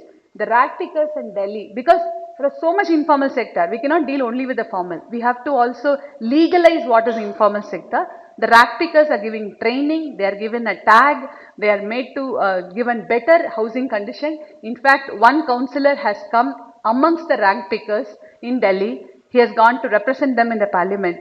So these are their upskilling information are given there, as well as we are also looking at research in the new forms of e-waste. The promotion of the research is done in a very big way in India. It is done in Jamshedpur, it has been done in Hyderabad, it's been done in Bangalore. It's not that we are lagging behind. Just like foreign countries are, we have to really look into the research. We cannot rely on Western countries because they are importing their dump to us. So we need to think about it, and there are steps taken by the government now. So they're trying to strengthen. The guidelines are in place. Actually, this came from one of the Kerala newspapers only, where they have said that the state government officers should ensure that electronic waste is channelized. The government is where they're using a lot of computers and just they're dumped here. So now there are given instructions how to channelize them. We have regulatory enforcement as well as public awareness like this. Talking about it in open forums really helps. As well as we are trying on research methodologies to improve the bio degradation of these metals can be done, so we can use them. We are using fungus, we are using lights in order to degrade these heavy metals as well as recycle them. What can we do as a person? One is the companies like, as I said, Apple, Samsung and all have shifted to countries like Norway where they are using a renewable energy. This entire hospital, the power can be generated using the server's heat, which has been used by them. You know, iCloud servers like Google, we just put it in the server. We are nowadays the practice is to put it, store it in the servers. The servers need a lot, they generate a lot of heat. That can be used to heat up an entire buildings or a hospital like this. So that has been now trained, been tried, and European Union is taking up in a big way. So companies are shifting to places where they can use their energy into energy sustainable material. Our responsibility. You know what happens between who got iPhone 14? Who has iPhone 14? iPhone 13? The only difference between iPhone 14 and 13 was this dynamic island. You see there, I'm sorry, this is not coming up. This dynamic island where even though you're working on a window in WhatsApp, you can actually see who's calling you, which is, and you can take the call there without disturbing your feed. As well as the cameras were much better. There were only 3 or 4 things. If you see the comparison, it's not coming up properly, it's almost equal. The comparison between iPhone 13 and 14, the cameras, they just added or tweaked a word to make it comfortable. So you have an iPhone 13, and but looking at in US, the time it was released, I was there was a mad rush for iPhone 14 and the Watch series. So it was so maddening, but most of them recycled their iPhone 13. But why should we do it when we have a device that is working as good as, and just for the sake of having a new phone, we're just going for that, or a new watch, we're going for that. I think it's time we rethink that. We have to encourage users and institutions to delete unwanted cloud content. We have photographs, we take 1001 and we put it in our cloud, not knowing how much of carbon dioxide is been generated. We could do that. We can learn whether this new technology is going to impact us. Just like 5G is going to come. India is promoting in a big way. Airtel is taking up. But then how much amount of waste is generated by the 5G? How much metric tons is being used? This we need to look in. And do we really need 5G? My Netflix works fine with 3G. Then can I stick to 3G itself? I don't need an ultra fast modem. Maybe bigger companies may need 5G. So give it off to them. I am very happy with a phone that uses 3G. So I think this is a way we need to have. As well as when you're going to have a lot of digital webinars, it's good to switch off the videos. It is good to switch off the gaming time. It is good to come down on our screening and then talk to patients, people rather than just surfing on the internet. We have to stop no, we put CC to everybody. CC goes as a bulk mail. We have so much of bulk mail. We need to rethink those concepts as well as have digital product passports which tells exactly when it is generated, how much is the lifespan and where it has to be given while the e-waste. So don't update too often. It's really not good. You can repair your items which is possible. We always tend now, initially we had so many people who used to do, even our chappals were torn. We never replaced it and we used to get chappals only once in a year or twice a year. Now we have chappals and shoes for every occasions and the moment it is torn we throw it away. The same thing we are doing with our machines. We don't look into the problem. We have dealers who are selling good new, just one more slide, sir, new products, but we don't have dealers who deal with repairs. I think it's time to think about it, donate, don't hoard it. please donate to some institution which needs it and recycle waste correctly. So this is the way we as responsible pediatricians, responsible people can have this. There are international organizations, especially the Basel Convention, which is which is including all the people, transboundary movements being restricted. Mobile phone partnership initiative is being there, and UN is looking at e-waste pollution. So this is a future that China has done, and it is possible for us. So was the China's largest electronic consumer in Guang City, where the entire population I showed their paddy fields, how it was. All the population was into so many skin problem. So this is what happens to our e-waste. This is a 1 minute video. We'll just show.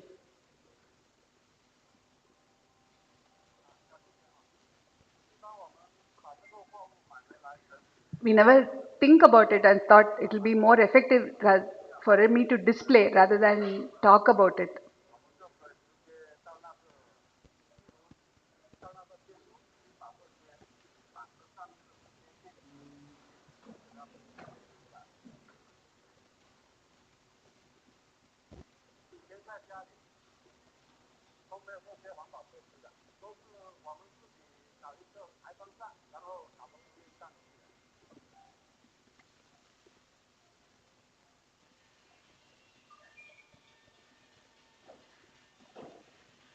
Now this is the Guangdong government's battle against pollution campaign.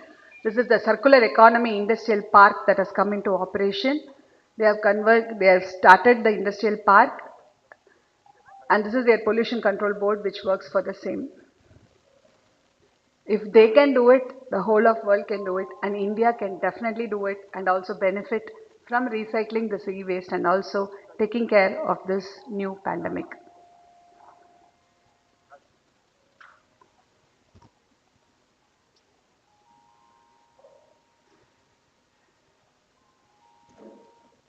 Thank you for patiently listening.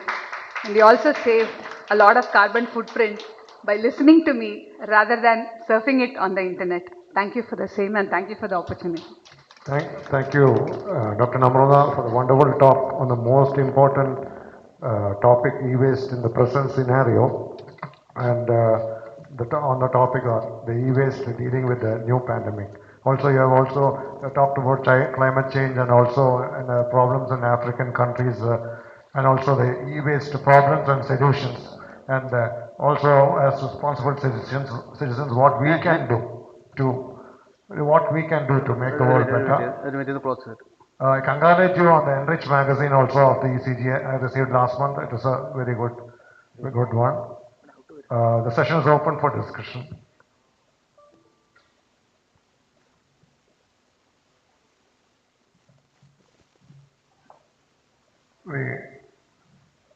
We end the session. Actually, it was a very interesting and alarming subject also.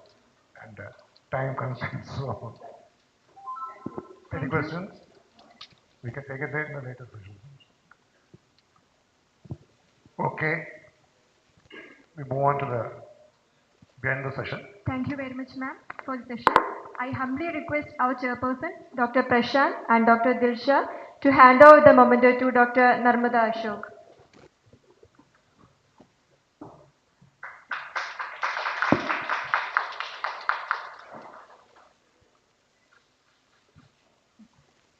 Now I invite Dr. Vijay Kumar, State President IAP Kerala, to hand over a token of gratitude to Dr. Prashant Pavitran.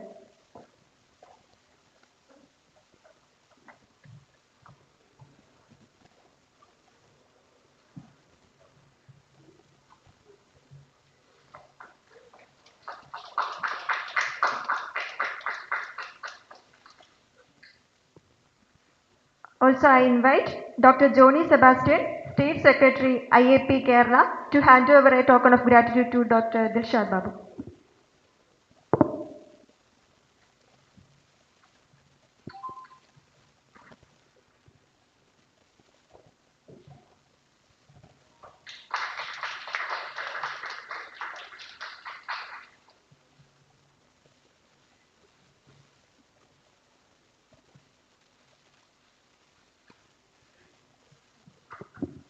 Thank you all the dignitaries.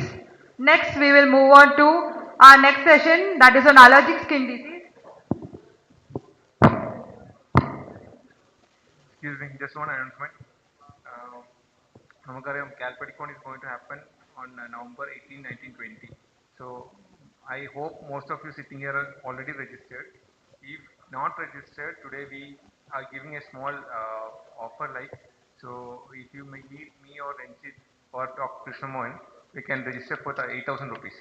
So present slab is 9,000, which is going to be 10 in next couple of weeks. So if you, I request all of you to register. If not registered, please meet any of three of us and register today only. Thank you. Thank you, Dr. Nihas and Dr. Rajit. The Calicut protocol is coming up in November, so I request everybody to register. We have a conference conducting in a big way. Next session is on allergic skin disease practical aspects. I would like to welcome our speaker, Dr. Jose, on the stage, Professor of Pediatrics, TDMC Alapura, and our chairpersons, Dr. Prem Raj, Treasurer IAP Vadagara, past President of IAP Vadagara, Senior Consultant Pediatrician, CM Hospital Vadagara, Dr. Basil, Consultant Pediatrician, PARCO Institute of Medical Science, to the stage.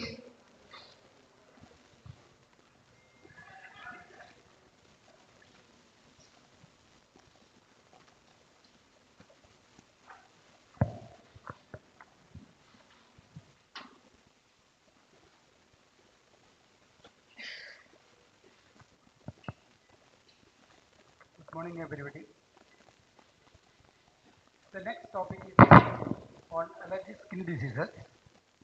The speaker is Dr. Jose Ho, Professor of Pediatrics in Government TDM Medical College, Alapura. He was the past Secretary IAP Kerala State 2011-2012 and the President-elect of Kerala State IAP for the year 2022 and 23. He was the past Secretary and past Chairperson of State PAAI and National Chairperson of PAAI for the year 2022 to 2024. He is the National Coordinator of that program for the year 2022 and was the National Coordinator of United Airway Program of 2018. And for the next 20 minutes, we are going to hear from a great teacher of Kerala Medical Education Department. Over to you, sir. Thank you, sir. Nice words. At outset, I congratulate Environment Chapter, Dr. Anandakeshavan, Dr. Armada, done a wonderful talk on need of the hour because food waste management and e-waste is an important threat to our community. To the even that can be also one a part of or all the allergy disease in the community. So congratulations to both of them. And regarding the skin disease, Dr. Suman sir has covered the most of the how we approach a child with allergy disease in a beautiful manner. So my talk is very simplified, and some of the part of is covered by Dr. Krishnammohan also. So I will go rush through the topic regarding the skin disease. So as you know, skin disease is one of the common health problem of pediatric age group concerns. If you take into consideration our day-to-day practices concerned, and we consider that around 40 to 50% of day-to-day practice may be respiratory, and the skin disease also is increasing nowadays. Around 30% of the OP practice comes around different pattern of presentation of skin disease in day-to-day practice. And majority says around 80 to 90% may be the transitory because of maybe most of them may be infective causes, maybe like viral exanthem fever, maybe they like that. So majority may be a transitory of skin disease concern. But then when the child having a chronic and recurrent skin problem, usually that we can, then we'll consider the problem may be due to the allergic etiologies. Today I am going to discuss three important aspects of a skin allergy disorder is concerned. One is atopic dermatitis, second one is contact dermatitis and urticaria. In the that is are the three are important and skin allergy disorder in come to the day-to-day practice. So what is atopic dermatitis? Actually, atopic dermatitis is a chronic inflammatory condition of the skin and it is a lapsing disorder and is estimally a purity skin disorder. So that is the definition by World Allergy Organization. And the incidence of atopic dermatitis is also very high. Dr. Subar sir is mentioned, atopic mark. The atopic dermatitis is one of the early sign of atopy in a child is concerned. Allergy disorder is concerned. Usually start after around 2 months of life. They can start the allergy atopic dermatitis in children concerned. It usually affect around 10 to 30% of the pediatric population the worldwide. And actually, the exact cause is atopic dermatitis, no, but the main reason proposed by the atopic dermatitis is a leaky skin barrier. So maybe the skin is a protective for all the infective or allergy disorder and not entering the body is concerned. If there is a leak in the skin barrier due to the filaggrin mutation, filaggrin the gene is responsible for the actually the maintain the integrity of skin is concerned. So when there is a defect in the filaggrin gene, there is some defect is happening in the skin first. So that can lead to invading of allergens and infection to the skin, and that can be exacerbated all the allergy phenomena.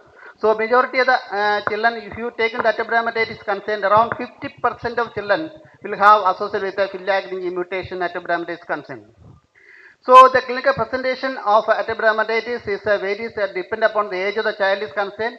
It is the beginner of atopic march is concerned, usually start around the 2 months of life. Usually start between the 2 months, birth to the 2 years of life, usually affect the, especially on the cheeks and forehead and essence aspect of upper limb is concerned. And one important aspect of atopic dermatitis from other problem like in diaper dermatitis are usually the atopic dermatitis won't affect the diaper areas and perioral and periorbital areas. And there will be usually in the younger child there will be erythema will be there, and there will be a crusting and oozing lesion of the particular site of the cheeks and essential aspect of the limb is concerned. As the child grows, the presentation varies. Usually from the essential aspect, it can go to the flexure aspect of the eyes concerned, upper and lower limb is concerned. Usually the flexure aspect usually be the one. Another important fact there will be atopic dirty neck skin and neck and axilla and wrist and axilla are usually affected by the by around to 12 years of age. Again, as the child grows, the presentation varies. More than 12 years, usually the site of presentations are similar. Usually the flexure aspect of the limb is concerned, but there will be lichenification, excoriation, and with the flexure plaque formation of the flexure site.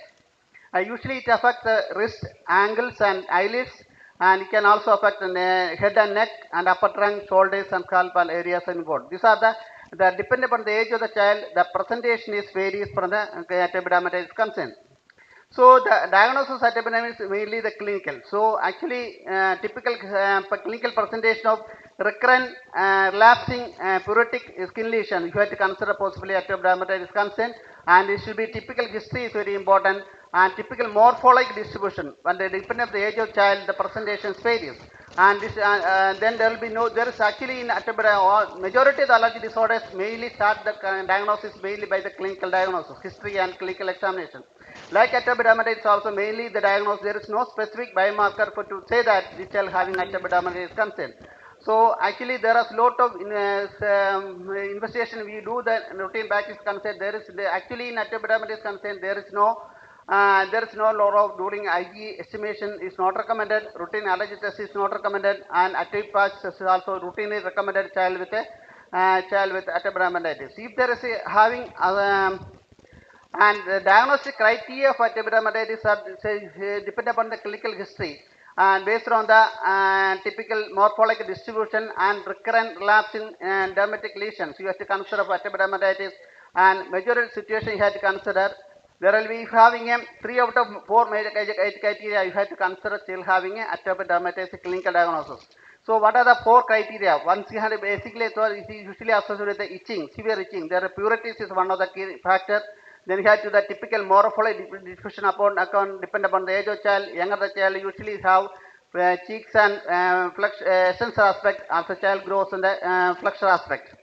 And again, another important feature of the atopic dermatitis is usually it's a chronic illnesses and it's a relapsing and dermatitis. And there will be usually they may can have positive family history or personal history of atopy. If out of the 4 criteria, 3 criteria is there in the clinical diagnosis, you can make a diagnosis of atopic dermatitis is concerned. And once you diagnose atopic dermatitis, you have to manage, you have to depend upon the severity you can classify. There are a lot of scoring system is there. One is one standard scoring system for atopic dermatitis is SCORAD index. So SCORAD index means there is a three criteria is there. One is the severity of atopic dermatitis lesions. You have to do the like a vein, which are the area is affected, how many percentage you have to look for, and it depends on the intensity of symptoms like erythema, pipe, like scaling lesions and oozing lesions, or there will be excoriation. Depend upon that, you can classify. And again, there are subjective symptoms. So you have how much like a pain scoring system. There is a scoring system in the atopic dermatitis can depend upon the affection of the sleep and irritability of the child is concerned. So we can score the things based on the severity, based on the intensity, based on the subjective symptom. We can classify it, we can score the system, and if it's having a scoring more than 50 is considered for a severe atopic dermatitis, and between 25 to 50 has to be moderate, and less than 25 is considered as a mild atopic dermatitis. So that is very important to treatment part of his concern. So the clinical diagnosis based on the severity coordinates you have to do further. Once you go into the treatment part of atopic dermatitis, there are different goals for treatment. Three important goals you have to consider for a treatment of atopic dermatitis concern. One is already mentioned is atopic dermatitis is a chronic inflammatory skin disorder. So you have to stop inflammation, and there will be some predisposing factor prevent recurrence. How we can it is a chronic relapsing dermatitis. You have to prevent the recurrence, and you should be initiate treatment, but the treatment should be safely and sustainably for the relief of symptoms is concerned. So these are the three important features you have to take in consideration treatment concern. Treatment part can be divided into non-pharmacological management and pharmacological management. So non-pharmacological management mainly the major chunk of the treatment is concerned. You have to consider for patient and parent education. So the atopic dermatitis is one of scenario you have having chronic relapsing dermatitis. So once you diagnose clinically, you have to properly counsel the parent or caretaker regarding it is a recurrent relapsing episode. You have to consider that it is a short-term treatment is not possible with child atopic dermatitis. Child may need a long-term continuous complaint, adherence management of this is very important. So that should be parents should be educated in the initial visit itself. Then you have to look for some of the triggers. We can, like any allergy disorders, atopic dermatitis can be exacerbated by some of the triggering factor will be there. So you have to identify what are clinical scenarios child having extra symptoms. So following a child having a, if there is a definite history of a exposure to food allergy, child having extra symptoms, that should be identified. Or child having a indoor allergens can be exacerbated symptoms. Yeah, that should be taken into consideration. Or outdoor allergens. What are the triggering factors like any allergy disorder? You have to identify it based on the clinical scenario that should be avoided. And another important aspect is bathing, clothing, and moisturize. So that I come to later. So initial steps will be the patient and parent education, bathing and moisture, and avoiding the trigger like environmental issues. Any indoor or outdoor environment triggering factor for exacerbation symptom is there. You have to be identified. And if there is a definite history of a food allergy precipitating exacerbation of whatever, that should be avoided. And clothing and setting. So regarding the bath of the child, we already know that atopic dermatitis is a chronic inflammatory condition, and there will be dryness of skin will be there. So proper hydration of skin is very important to maintain the integrity of skin is concerned. So bathing is very important aspect of atopic dermatitis children is concerned. You have to give ideally minimum you have to do a bathing day once a day ideally with lukewarm water. And regarding the duration of bathing is very important. Should be the bathing should be short. At least by 5 to 10 minutes is ideal time for doing the bathing. Avoid lengthy bathing should be avoided the child with atopic dermatitis. And regarding the routine bathing, the use of soap is very important. Welcome to our National President, Dr. Ramesh Kumar, to the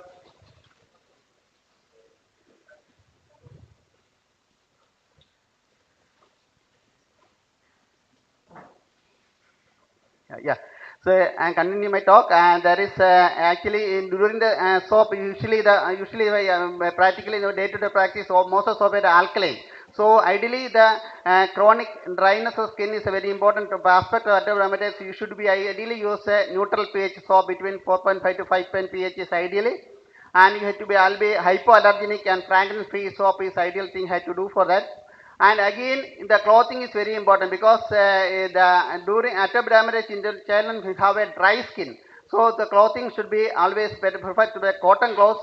And if you use a synthetic cloth, ideally you have to do the inner clothing always should be a cotton. And avoid woolen and allow, and another important aspect, you have to avoid the tight clothing should be avoided because again they can be irritate the skin. Whatever the methods we can avoid the irritation skin is a basic fundamental of a management of skin is concerned. So these are regarding the bathing is concerned, and avoiding allergen is very important because any allergy disorder, like any allergy disorder, asthma or allergy rhinitis, you have to take the proper history of clinical presentation and triggering factor of exacerbation symptom. You should identify what are the trigger is exacerbation symptom. So is there a clinical correlation here that should be avoided? And all the indoor pollution, indoor allergen can avoid with wet mopping and vacuum cleaning. And always know all the one of the important feature precipitating triggering factor for any allergy is like a tobacco smoke, and soft toys in the bedroom should be avoided. Ventilation of the room is very important because child is in the room for a long time, so ventilation should be proper, and a lot of sunlight is ideal thing. And one of the important aspect of regarding food allergy and atopic dermatitis is concerned, there are a lot of concern regarding the maybe the food, maybe the precipitating factors. When there is a definite history of food intake, exacerbation of a chronic lasting dermatitis, then only you have to consider that, you have to think of possibility of avoiding the food allergy concern. So food is one of the common thing, the restriction to be done in atopic dermatitis. Actually, there is no empirical restriction of food is not recommended, and that is patient should have food should be restricted based on the clinical symptoms, and there is a food allergy. If you are having a clinical suspicion, that is the situation we can do the investigation to confirm that child have food allergy. Any children have, there is a correlation of food allergy to a particular food item, we can do the food allergy skin testing and to identify that there is a typically there is allergy sensitization to atopic exacerbation sensitive to food allergy. That can situation we can avoid the food, otherwise there is no empirical restrictions. And once you counsel the parent, and you have to what are the measures to be avoided, avoid the trigger allergens you have to avoid it. And again the bathing, the hydration skin is maintained. Another important aspect of the maintain the skin hydration is using moisturizer.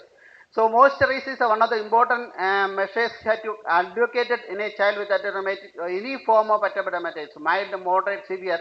The cornerstone after avoiding other allergens is basically moisture management. And when you apply the moisture is very important. So the moisture application is always you have following a bath. When the skin is wet, then only you have to apply the moisturizer. That usually between 2 to 3 minutes after the bath, and it will be actually minimum you have to, any child having atopic dermatitis have to at least you have to apply the moisturizer at least 2 to 3 times per day. And it is what are the advantages? It replaces the water skin loss and lubricate skin and reduce scaling.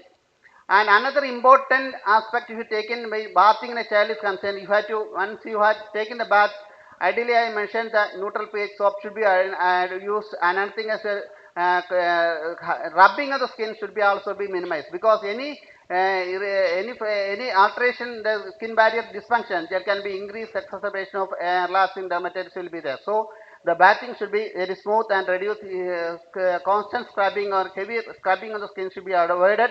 And that can do the, if you are having severe persistent atopic dermatitis, can another modality is wet wrap therapy. What the wet wrap therapy is, is having a recurrent persistent symptom, we can do the wet wrap therapy. That is depend upon the clinical scenario. What you have to do with the wet therapy is that after taking the bath, you have to apply the moisturizer, and after that you can do the wet clothing has to be administered. Above that you have to do the dry clothing. So that is the wet therapy. That is the basic concept of that wet therapy is to, that is a proper hydration of skin. And one thing is to be kept in mind that when you do wet therapy, if you do a corticosteroid, that dose should be cautiously used because there will be during the wet therapy, if we give the wet therapy, there is a more chance of absorption of corticosteroid will be there. So should be very cautious while doing a moisture application along with the corticosteroid along with the wet therapy should be done. So that if you have a relapsing, recurrent and persistent symptom, that one of the modality you can do for the child with atopic dermatitis. So apart from no pharmacological methods, you have to go to the pharmacological matter because it is a chronic inflammation skin. You have to do anti-inflammatory medication is the cornerstone. So usually the pharmacological says the topical corticosteroid can use the calcium inhibitors and phototherapy. And up to the calcium inhibitors, I think the pediatrician can manage child with atopic dermatitis. And other modality like a systemic drugs like antibiotics if you having secondary bacterial infection and glucocorticoid if you having severe inflammatory condition, then immunomodulators, biological and immunotherapy depend upon the severity of atopic dermatitis concern. So topical corticosteroid is one of the corner management. Apart from the moisturizing agent, corticosteroid is a corner management of atopic dermatitis concern. And there is a two types of therapy in a corticosteroid concern. One is reactive therapy and pro-reactive therapy. Reactive therapy means when you're having acute exacerbation of atopic dermatitis, you have to manage the corticosteroid to relieve the acute inflammation. So that is usually you can do the corticosteroid twice daily application in having active lesions and to review after 2 weeks. Ideally, you have to give only for 2 weeks, and if the lesion become under control in 2 weeks, step down and strength of the steroid should be changed. What are the strength of steroid? I will come to later. So that is known as reactive therapy. And whenever you are having acute exacerbation, you have to the topical steroid for 2 weeks and reassess gel and depend upon the step down. And for reactive therapy means still having a chronic inflammation, you have to maintain the anti-inflammatory properties of antibiotic. You can do the twice weekly application to prevent lapse. Can be used up to 16 weeks. That is with a liberal use. So basically, under the background of liberal use of moisturizer, important aspect of a corticosteroid concern, and to be applied in a well hydrated skin. So then only the proper action will going to take. That is a pro-reactive therapies. So one concern regarding the use of corticosteroid in topical corticosteroid and atopic dermatitis, whether this safe in a children is concerned. As you know, the topical corticosteroid available, different strengths are available, starting by the group 1 to group 7 is available in our market, but the group, as the group increases, there is a potency of steroid is going to increase. So you have to use the group least potent group drug like a group 6 or 7 is ideal for the pediatric age group is recommended. That is when is hydrocortisone is safe and is a desanoid or fluticasone acetonide or the drugs having least potent corticosteroid activity that can be used in especially children with the infancy age group. As a child grows, we can use again basically if any age group basically if you have least potent corticosteroid is effective, that should be the our mandatory to start the treatment. The children between children age group we can use between group 4 and group 5. That is mometasone mometasone furoate or you can use beta-mometasone valorate or the can use after 2 years of age. But if it's possible, if the child is having a symptom relief with the basically the hydrocortisone, desanoid, fluticasone, acetonide are the best drug you have to do pediatric age group concern. And then how much corticosteroid you have to use is very important because you should be very cautious. The volume of corticosteroid should be applied in a child. That is known as one finger units. One fingertip units you have to. That is when you take the corticosteroid from the distal crease to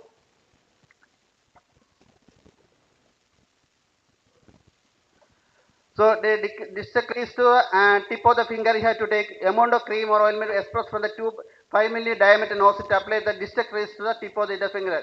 That is that amount of local topical corticosteroid can apply it twice the size of the adult flat adult hand should be that much area of the children can be applied. So the finger tip unit is a cornerstone. You have to depend upon the extent of the atopic dermatitis. You have to apply for the this much one finger per unit is to correspond to 2 finger breadth of a adult surface of the child's area of skin should be applied. So once you the child is not responding the topical corticosteroid, the next mode of treatment is topical calcium inhibitors. But this is topical calcium inhibitors approved for regarding atopic dermatitis starting from 2002 onwards. But regarding the two major drugs available for cortical calcium inhibitors are only tacrolimus and the pimecrolimus. Tacrolimus you can use both moderate to severe atopic dermatitis. That is between 2 to 15 years you can use 0.3% and 0.1% for children above 15 years of age. And pimecrolimus you can use moderate to severe atopic dermatitis above 2 years of age. And regarding the concern regarding the topical calcium inhibitor, whether it's safe in children. So lot of studies are done and the topical calcium inhibitor in atopic dermatitis show that very safe in children, and there is most common side effect reported for a topical calcium inhibitor brain sensation. But that adverse events are totally relieved once the child is stopping the treatment is concerned. And regarding the safety of carcinogenicity of topical calcium, is proven that there is not much increased chance of carcinogenicity in the topical calcium inhibitor. One important problem encountered with topical calcium inhibitor, there is an increased chance of viral infection. There is like a herpes viral infections are more in children with using a topical calcium inhibitor. Otherwise, there is no increase in bacterial infection. There is no chance for increased chance of calcium effect in the topical calcium inhibitor. So actually, it is a safe even children using about 2 years of age. So this is a step of management of managing atopic dermatitis concern. Once you clinically diagnose atopic dermatitis, you have to look for the avoiding the trigger. You have to identify the trigger. If you are having possibly have to avoid the trigger, and basically you consent regarding the proper counseling, proper bathing, and proper hydration of skin, and liberal use of moisturizers. And if they're having a systemic allergy symptom, itching is there, you can use oral antihistamine having a relieving symptom. And again, if you're having a along with atopic dermatitis, more chance of bacterial infection there, superadded bacterial infection, you have to treat with a antibiotic may be needed. And again, the proper counseling is very cornerstone of management atopic dermatitis. So once the child is having targeting all the aspects, then you consider the management of a pharmacology management. Pharmacology management, major thing has to do with topical corticosteroid, and it depend upon the mild to moderate. You can use a less potent corticosteroid like a desonide or hydrocortisone or fluticasone we can use. And if still having a symptom, you can consider for adding topical calcium inhibitors. Then you have to go for the still having you're not relieving the symptom, you have to consider the. I think that situation, the pediatrician you have to get opinion for the second line opinion, and get a dermatologist opinion starting for regarding the cyclosporin, azothaprin, or other medical modalities available. I think that is out of our routine practice is concerned. When up to the topical calcium inhibitor, the pediatrician can effectively manage child with atopic dermatitis. And next topic of presentation is another common disorder is contact dermatitis. Contact dermatitis is an eczematous reaction to the substance either causing irritant or allergic reactions. And it is also around 20% of the children may be affected. Two types of contact dermatitis are, one is maybe irritant or maybe allergic contact dermatitis. So irritant contact dermatitis is developed following a repeated and prolonged exposure to irritant that is having dermatite lesions. And their prior sensitization need not be necessary, and having anyone can expose the same irritant is capable of getting recurrent reactions in the repeated life. So these are the contact. One is the diaper dermatitis, perioral dermatitis, and perianal dermatitis are common. They have to consider. And diaper dermatitis is most common written contact dermatitis in our day-to-day practice is concerned usually over the convex surface of the buttocks, genitalia, as is sparing the skin fold due to prolonged contact with ammonia and urine in the feces. That is the cause for the diaper dermatitis concern. And perioral dermatitis is also usually the common in the pediatric practice concern. When the children are seen kids who are keep sucking on the lips, biting on the lips repeatedly, they can get irritated. That scaling region of the lip can occur. That is known as perioral dermatitis, and can extend beyond the lip margin, and lip cheilitis can go into develop, and there can be perianal dermatitis usually in presentation of erythema, edema, perianal region due to the frequent contact with feces or soaps or mechanical irritation, frequent washing. So these are the common contact dermatitis. There is a dermatitis and perioral dermatitis and things. Another thing is allergic contact dermatitis. It is a delayed hypersensitivity type 4 hypersensitivity reactions, and two steps are occurring: and sensitization phase, elicitation phase. And these are the common allergic contact dermatitis like nickel. Already in the dermatitis mentioned, nickel is very important threat to our community is concerned. It can have nickel is lot of can have dermatitis, or can have hair dyes, or can vaccine or antiseptics, perfume soaps, perfume lotions, topical medications or soap, or rubber slippers and shoes. These are the common allergic contact dermatitis we consider. So this is another thing has a toilet seat dermatitis. I think that is one of the things had to come across in daily practice. When the children are sitting in the toilet using a European closet, there is some of children having a persistent lesion there. That's another thing you have to take into consideration. The treatment of contact dermatitis is basically on like any allergy disorder, avoiding the offending agent is very important. Identify another thing is to avoid offending agent, you have to identify the proper histories, and you have to supportive measures to cold compress, saline or water lotion or calamine lotion you can do.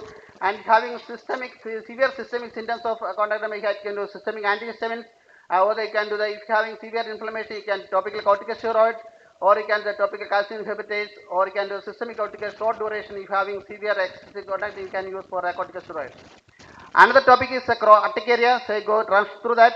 And as you know, everybody knows urticaria is a erythematous pleuritic trace lesions, and one important is transient, and because one of the scenario dermatitis, dermatoplasm is resolved without any residual lesions.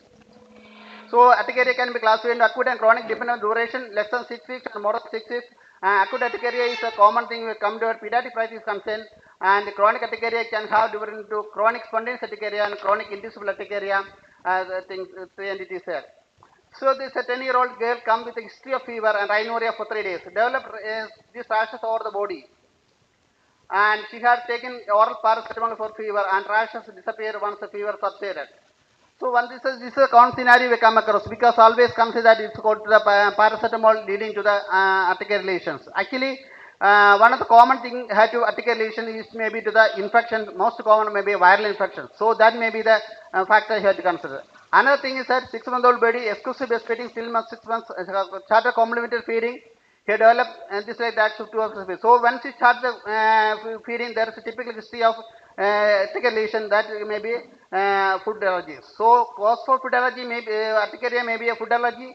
Any type food can develop any depending on the individual and can have common may egg, fish, peanut and shellfish, air allergen, pollen and hospidosmites and other insect bite, latex, medication like antibiotics and NSAID, and infections very important you have to consider.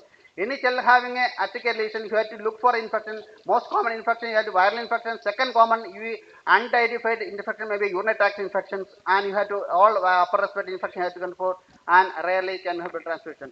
Acute urticaria, basically clinical diagnosis, you have to identify and avoid triggers. So chronic urticaria, they can be classified as chronic inducible. Inducible made itself can be physical or non-physical. 1 minute. So they may be physical or non-physical, or maybe chronic spontaneous can be autoimmune, or maybe idiopathic chronic urticaria.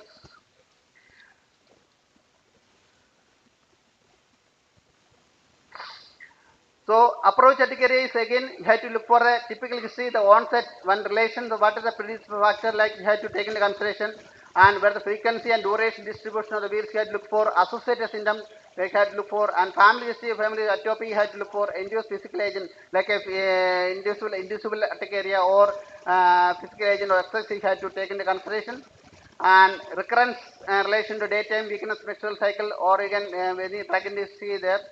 And spontaneous urticaria, there is some limitation to investigation like routine blood, avoidance of suspect allergen, you can do the specific allergens. Management principle of urticaria may be identifying and remove the causal agent is basically you have to consider treating such as possible. Each step there is a drug specific.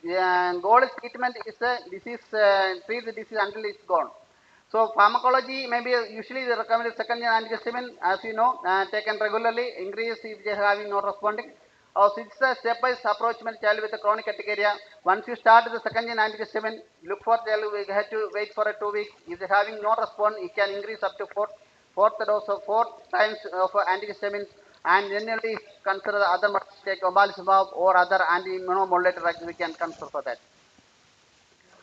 So what is happening to the natural history of a chronic urticaria is concerned, usually it's a cell is limiting, and 50% is better in the 6 months, another by 20% 3 years of life, further by 20% by 5 years of life, and last 10% more than 10 years. So spontaneous remission can occur anytime.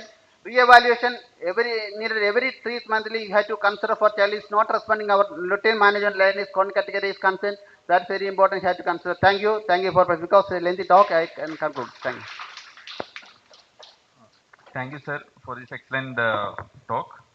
Sir has covered all important aspects of the topic very comprehensively.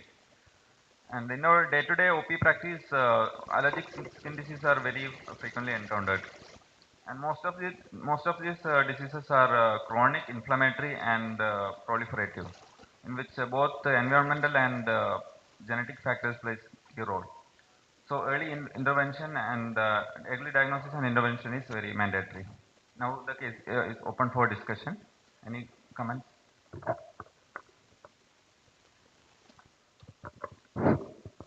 Thank you, Dr. Jose, for the elaborate presentation of a lengthy topic. And my question is, the cornerstone of treatment in atopic dermatitis is emollients and liberal use of emollients. And on top of that, in the line of pharmacological management, we use steroids, topical application of steroids, and calcineurin inhibitors also. So always when we use emollient, and there shall be a gap when we let this emollient is applied, and over that we are applying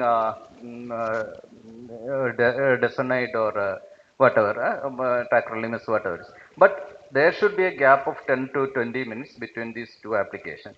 And another, my question is, when you told that the tacrolimus or desanide is applied twice daily, and you told it is 2 weeks duration. So what is the recommendation for stopping the therapy, topical therapy? Whether it should be, can we abruptly stop that, or should be tapered? And how long we can apply steroid, topical steroids in a case of atopic dermatitis?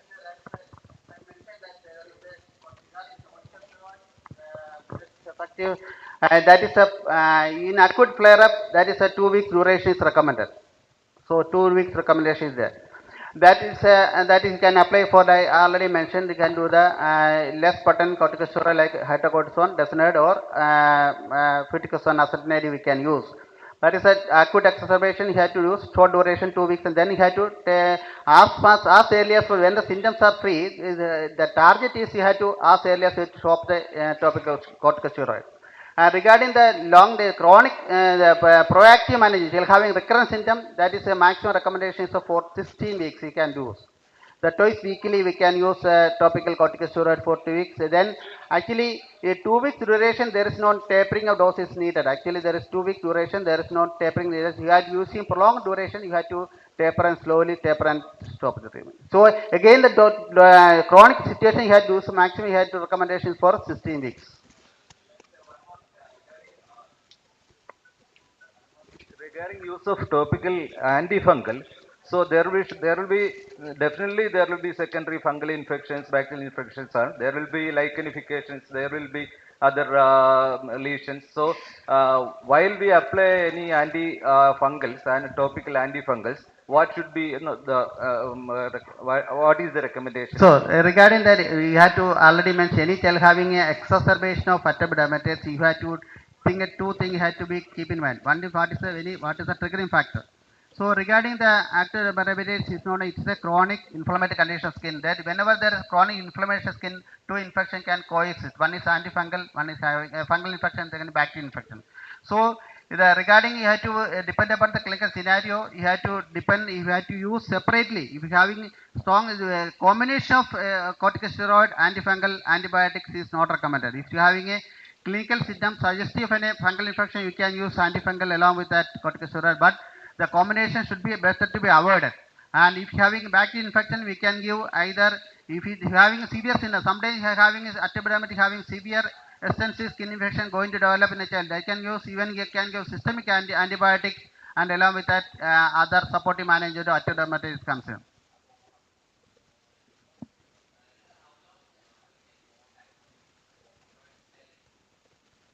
So that I have no experience at tacrolimus. I never used for that.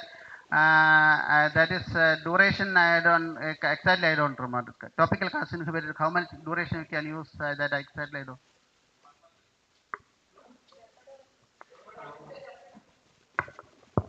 No, Tacrolimus as such, sir mentioned, no, it doesn't have that long-term side effect. If the patient is tolerating till the lesion subsides, actually you can use. Only thing is you have to be cautious about the percentage.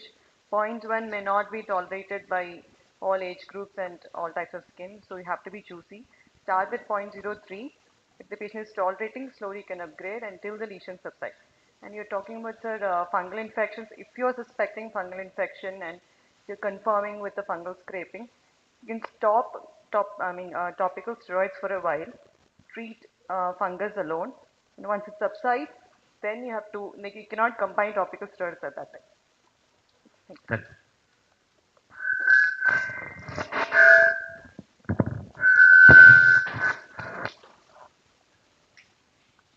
Hope no more doubts are there.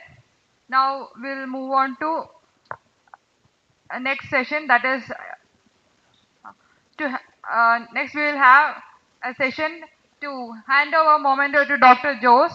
I invite Dr. Premraj and Dr. Basil to hand over the memento to Dr. Jose.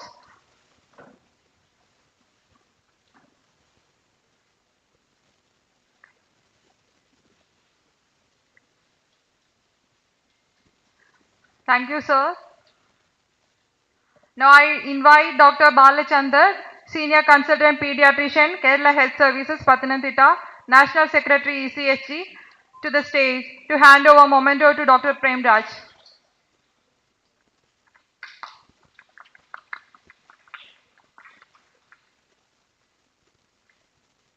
Thank you, sir. Now I humbly request Dr. Harikumar, Senior Consultant Pediatrician, Aravinda Hospital, Pongundam, to the stage to hand over memento to Dr. Basil.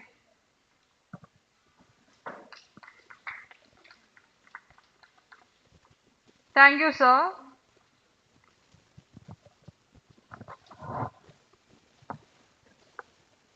I invite Dr. Jijo Joseph John, HOD Pediatrics, Believers Medical College and Research Center, Tiruvalla, for the talk on primary immunodeficiencies, when to think for and how do we approach.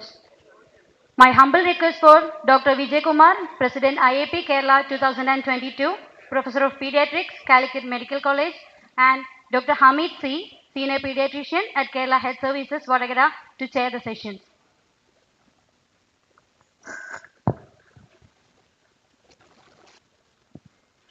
It is said sitting is the new smoking. So we have all been sitting for a very long time.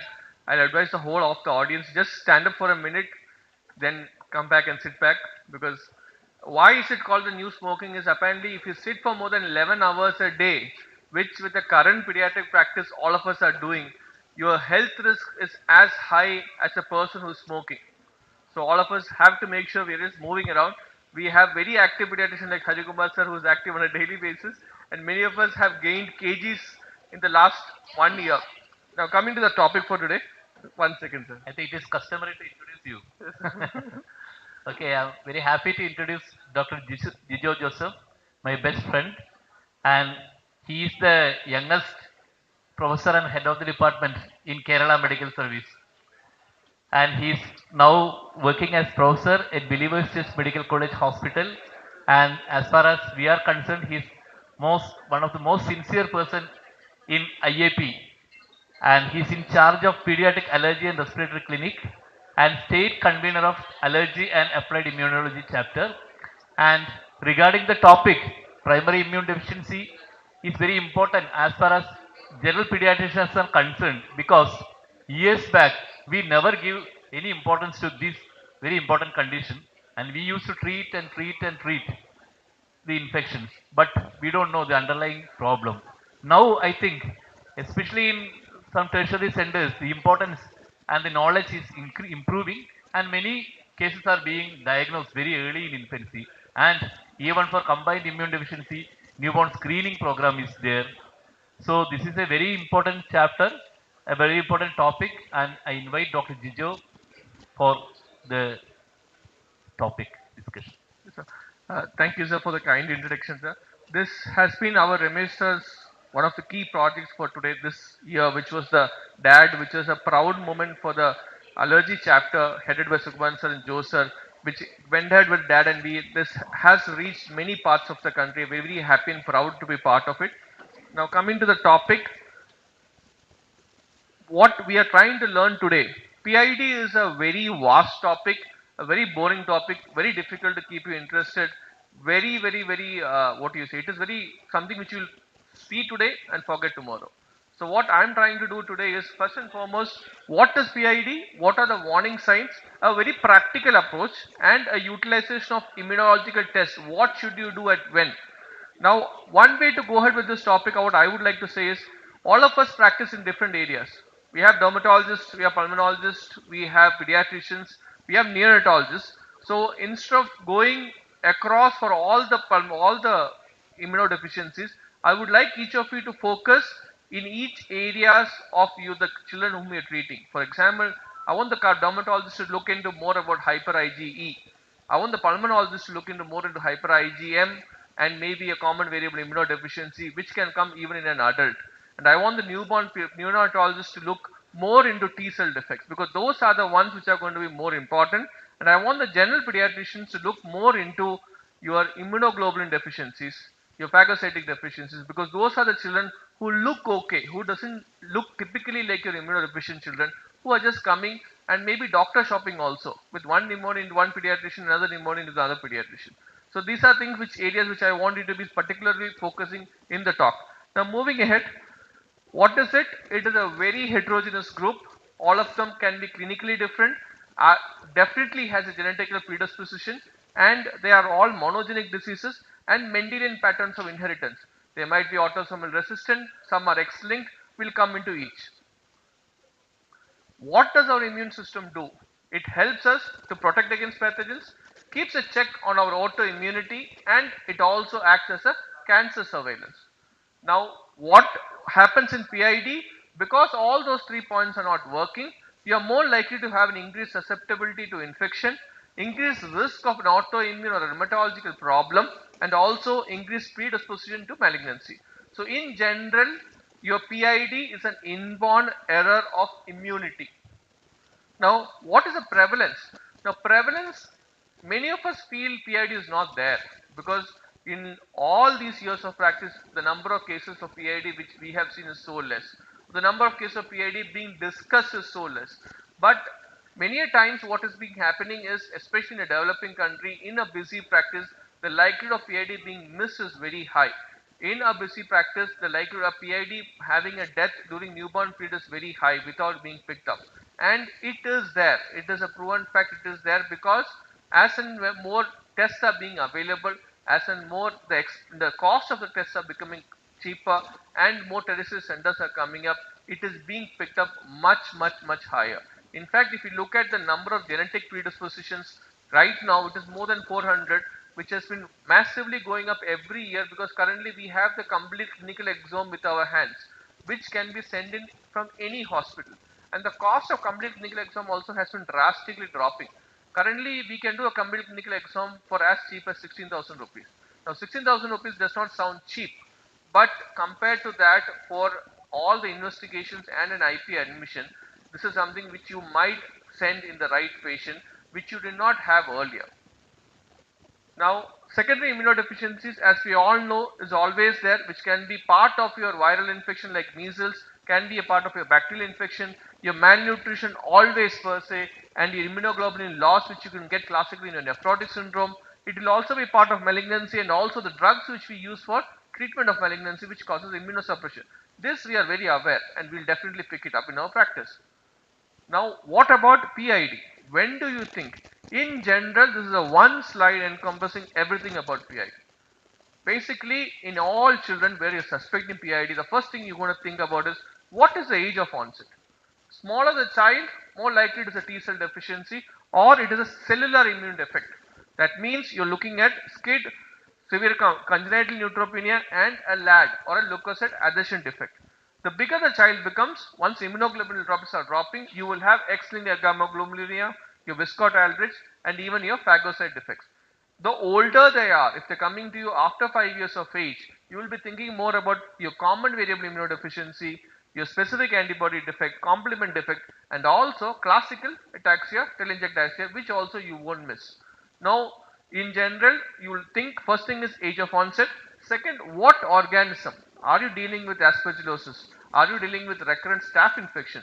Are you dealing with recurrent staph infection? Clinically or with microbiological evidence? And finally, what is the family history?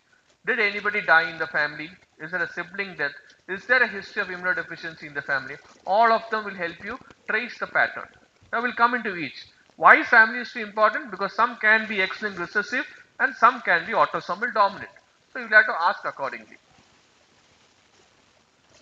As I told earlier, once the newer exomes become more and more available, this number is only going to keep on going up. Going up, the graph is always going to go up. Every year, more and more types of genetical variables are being found out associated with different types of immunodeficiency. As of 2019, we have more than nearly 450 types of genetic variations which are available at this point. Now classification, you have the classic classification which is more than 10, which is very difficult to remember, wherein you have complement deficiencies, bone marrow failure, immunodeficiencies affecting both cellular and humoral immunity. Difficult. So it's more easier to go with a more pragmatic approach, which is going to be more age dependent, and wherein you think, if you're thinking a B cell defect, okay, first and foremost, you will think about X-linked agammaglobulinemia, you'll think about common variable immunodeficiency, IgA deficiency, and hyper IgM. When do they come? They will all going to come after 6 months of age and maybe 5 years of age, and later in adult life maybe your CVID. How will you diagnose? What test will you do? You will do a CBC and you will do an immunoglobulin profile. In your immunoglobulin profile, the patient can afford, always send, you will send your IgG, you will send your IgM, you will send your IgG subclasses and also IgA. Now, if you have to pick two, you don't have money, you have to pick two, pick IgA and IgG. If you can spend more, pick all three. If you can spend even more, spend a little bit more on IgG subclass also.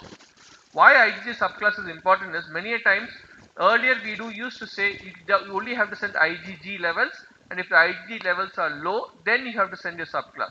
Many times what happens is, you can have an IgA subclass deficiency. IgA subclass are 4, IgG1, 2, 3 and 4.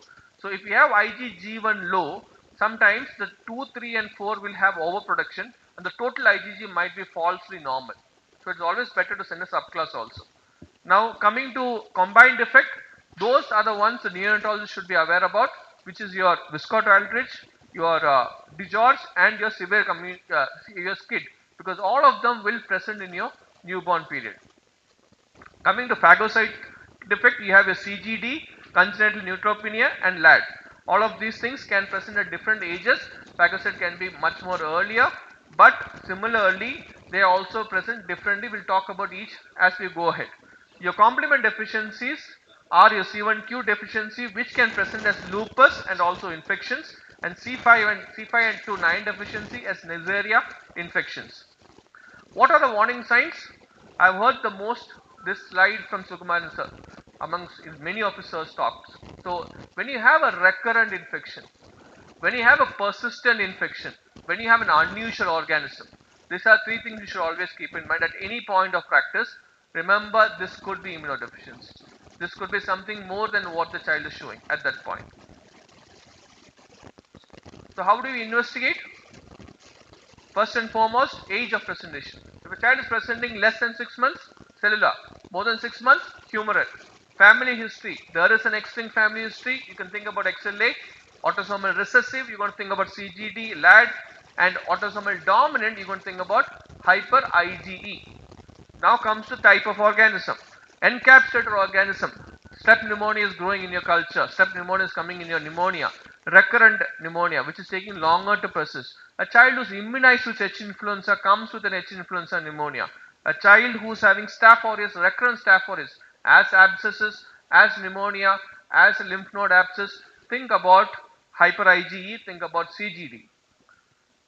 Similarly, aspergillus, a persistent aspergillus pneumonia, CGD.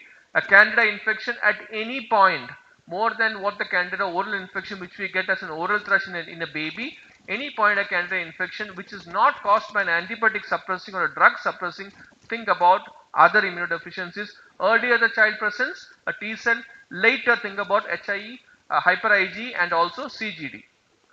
Pneumonia, recurrent and persistent. These are two conditions where you amongst your list of things which you have to rule out, always rule out immunodeficiency also. And again, choose your investigations as per the age and the organism which is coming up. Now in this case, you have a pneumonia presenting with requiring multiple hospitalization. As you can see, a bilateral bad pneumonia, 2 episodes of ear discharge, multiple admissions for pneumonia, recurrent skin infections at an age of 10 years. You will think, and your nails are showing clubbing. And on detailed examination, you're getting an absent lymphoid tissue. Your clues are in your mouth also. And if you look even more deeper, you might not even get lymph nodes on a par with the infection. What investigation would you like to do? You did an immunoglobulin levels. And as you can see, all your levels are less. This you did a, next step, you did a complete exome. The genetic exome tells you this is an X-linked A gamma globulinemia. Just a brief, what is it? It is a type of humoral immunodeficiency. It is asymptomatic till 6 months because the maternal antibodies are there. Near total absence of B cells is what is seen. Small to absent tonsils is something which you can pick up much more earlier. And very small or no palpable lymph nodes at all. Now you have an adult who's 41 years of age, has been having complaints in age of 15 years, had more than 15 to 20 hospitalizations so far, multiple chest infections, there is history of recurrent diarrhea. Now what do? You look at the immunoglobulin levels, most of the immunoglobulin levels are low. You look at flow cytometry, your CD9 B cells is on only 10%. What is your diagnosis? It is common variable immunodeficiency. The one immunodeficiency which you're going to think in an adult are only two things, first and foremost. It's either HIV or common variable immunodeficiency. Those two things will be high up on your list and everything else is going to come down later. So it is by far the most common PID in adults, up to 1 in 10,000 to 1 in 50,000. Age can be between 20 to 40 years of age. 90% of the cases the cause is not known. There's no mutation identified. Even if you do a complete exome, you're not going to find anything. What happens? It is hypergammaglobulinemia of the normal B cells. It is a later onset as we talked about, and it can also present as autoimmune manifestations. Now, if you look at the criteria, there is multiple things. A single taking a picture will be easier. But one of the points which you have to look for is when you are doing your immunoglobulin levels, your IgG is low, IgA is low. These are things which you can usually get. By far, always your IgG levels will be, total IgG levels will be low. And if you're suspecting any PID or a humoral defect, as we talked about earlier, you send an immunoglobulin profile. If the patient has hypogammaglobulinemia, you look at B cells. If the B cells are present, you call it like CVID. Your B cells are absent, it is an X-linked A gamma globulinemia. Now we talked about pneumonia. Next common thing is going to be a diarrhea. A diarrhea can be recurrent or a chronic diarrhea.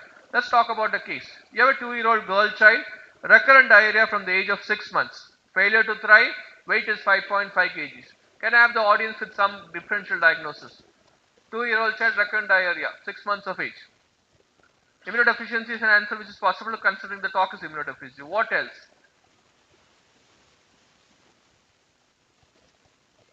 Malabsorption possible? Yes, definitely can be malabsorption. Anything else?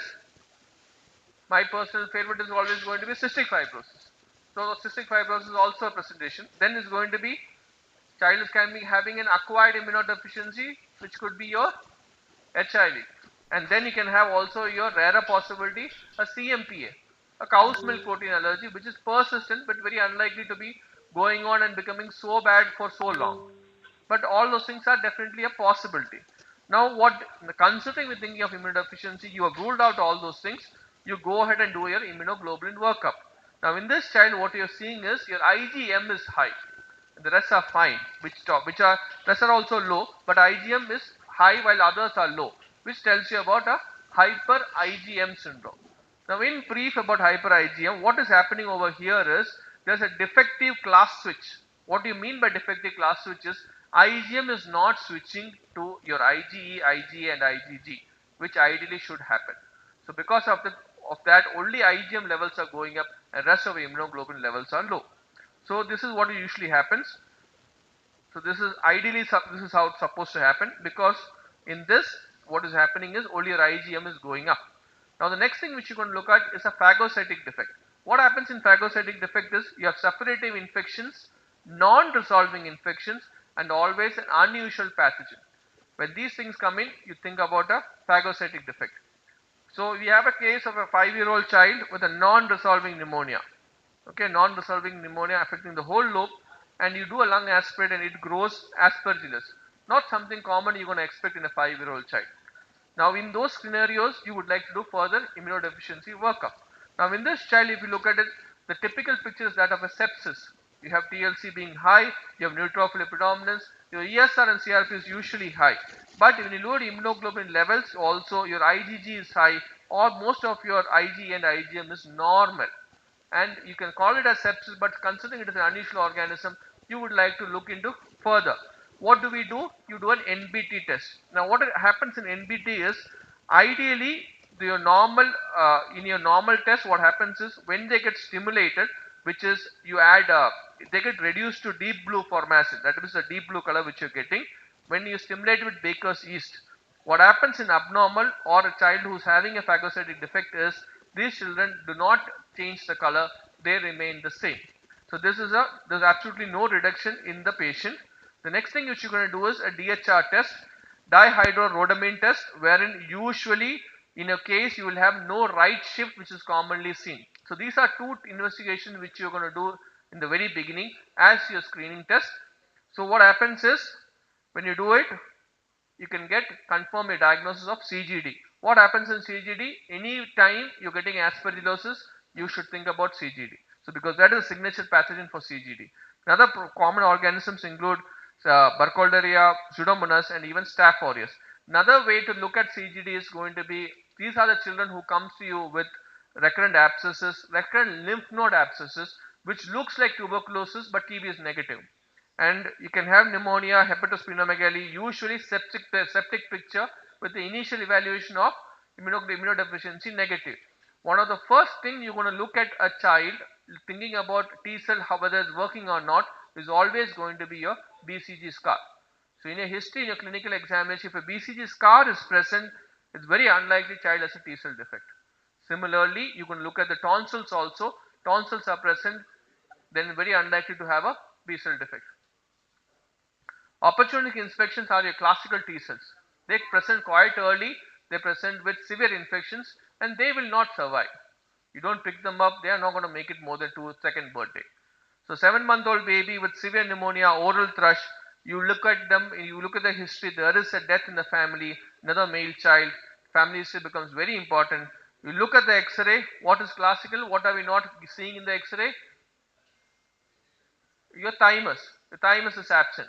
Even in a newborn, the thymus appears much more smaller. So thymus is absent. You think about your immunodeficiency, which is your T cell. You do a hemoglobin. Again, the clue over here is going to be you look at the lymphocyte. You look at the lymphopenia is what you're going to get.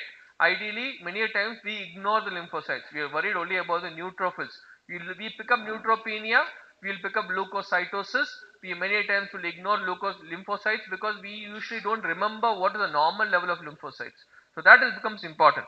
So practically in this child, because absolute lymphocyte count is 1200, it is KID. Now, if you can do a further subset for this child, what happens is the child is having T cells and NK cells negative while B cells are present. If you do a combined genetic exome, you will get a genetic test which is positive with an X-linked SCID. So what is it? It's serious immunodeficiency. There's absence of T cells.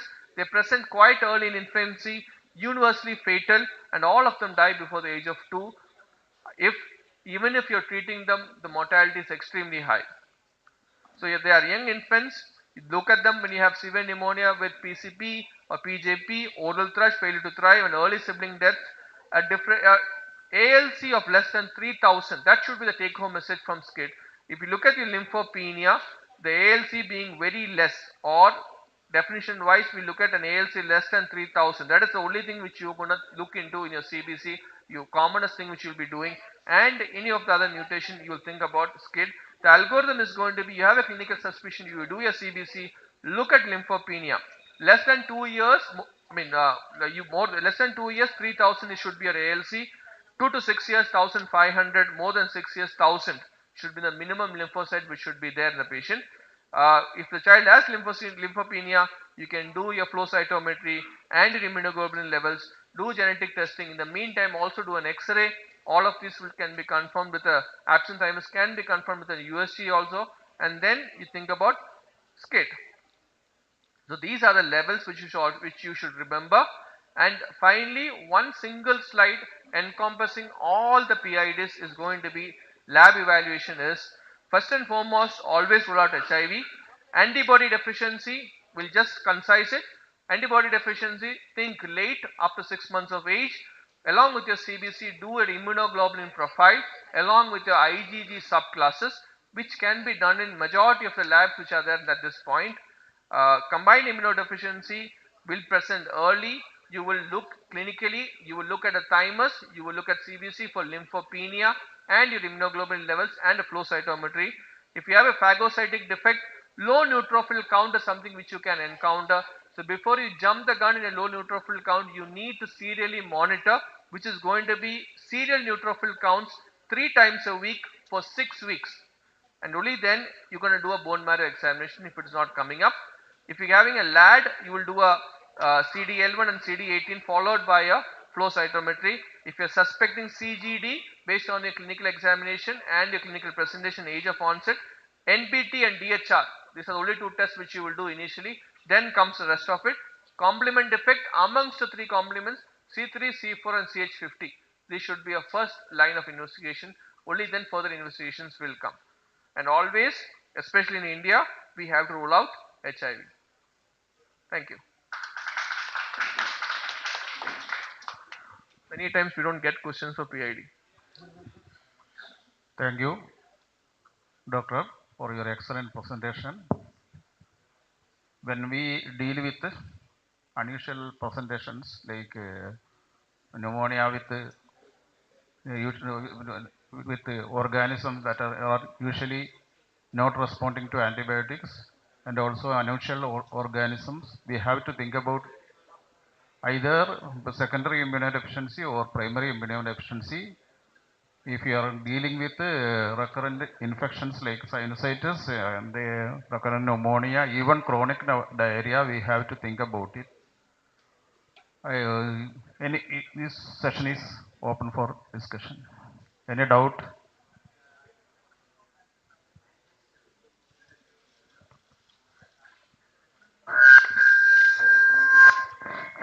Any doubt?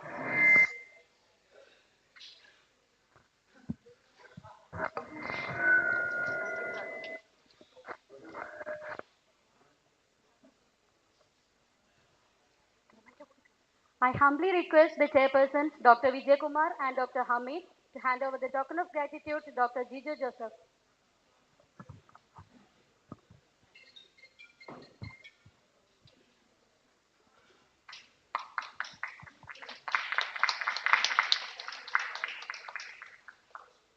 I request Dr. M. Muralidharan, past IMA Vice President Kerala, past President of IAP Vadagara, to hand over the memento to Dr. Vijay Kumar.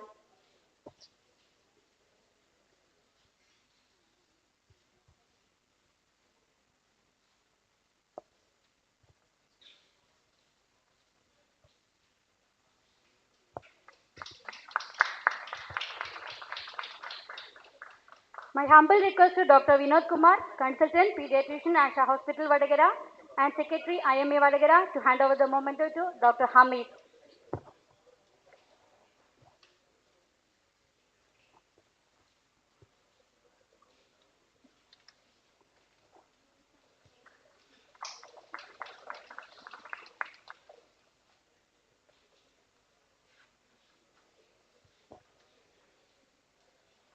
Thank you, sir. Thank you so much.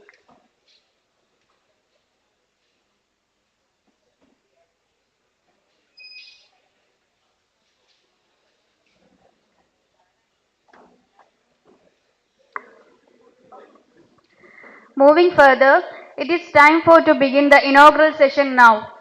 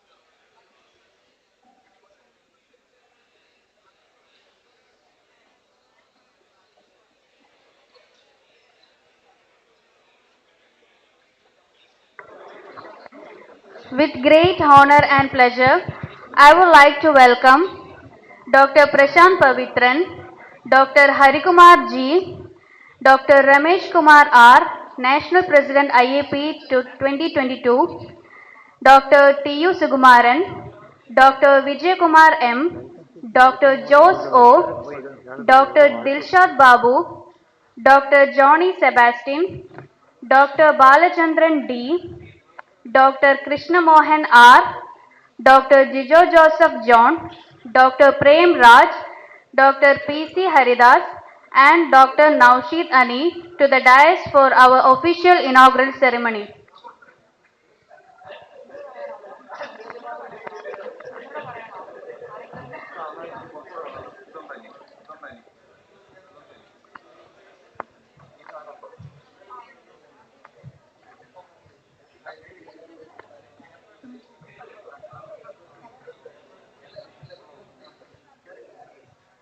We invite Dr. Prashant Pavitran, Dr. Harikumar G, Dr. Ramesh Kumar R, Dr. T.U. Sugumaran, Dr. Vijay Kumar M, Dr. Jose O, Dr. Dilshad Babu, Dr. Johnny Sebastian, Dr. Balachandar D, Dr. Krishna Mohan R, Dr. Jijo Joseph John, Dr. Prem Raj, Dr. P.C. Haridas, and Dr. Naushid Ani to the stage.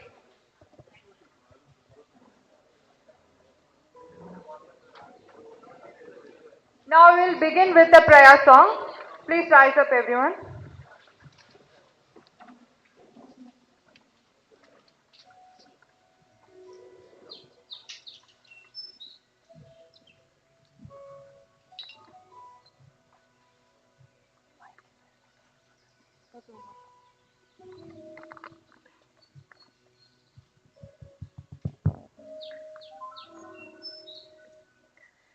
ലോകം മുഴുവൻ സുഖം പകരാനായി സ്നേഹദീപമേ മിഴി തുറക്കൂ.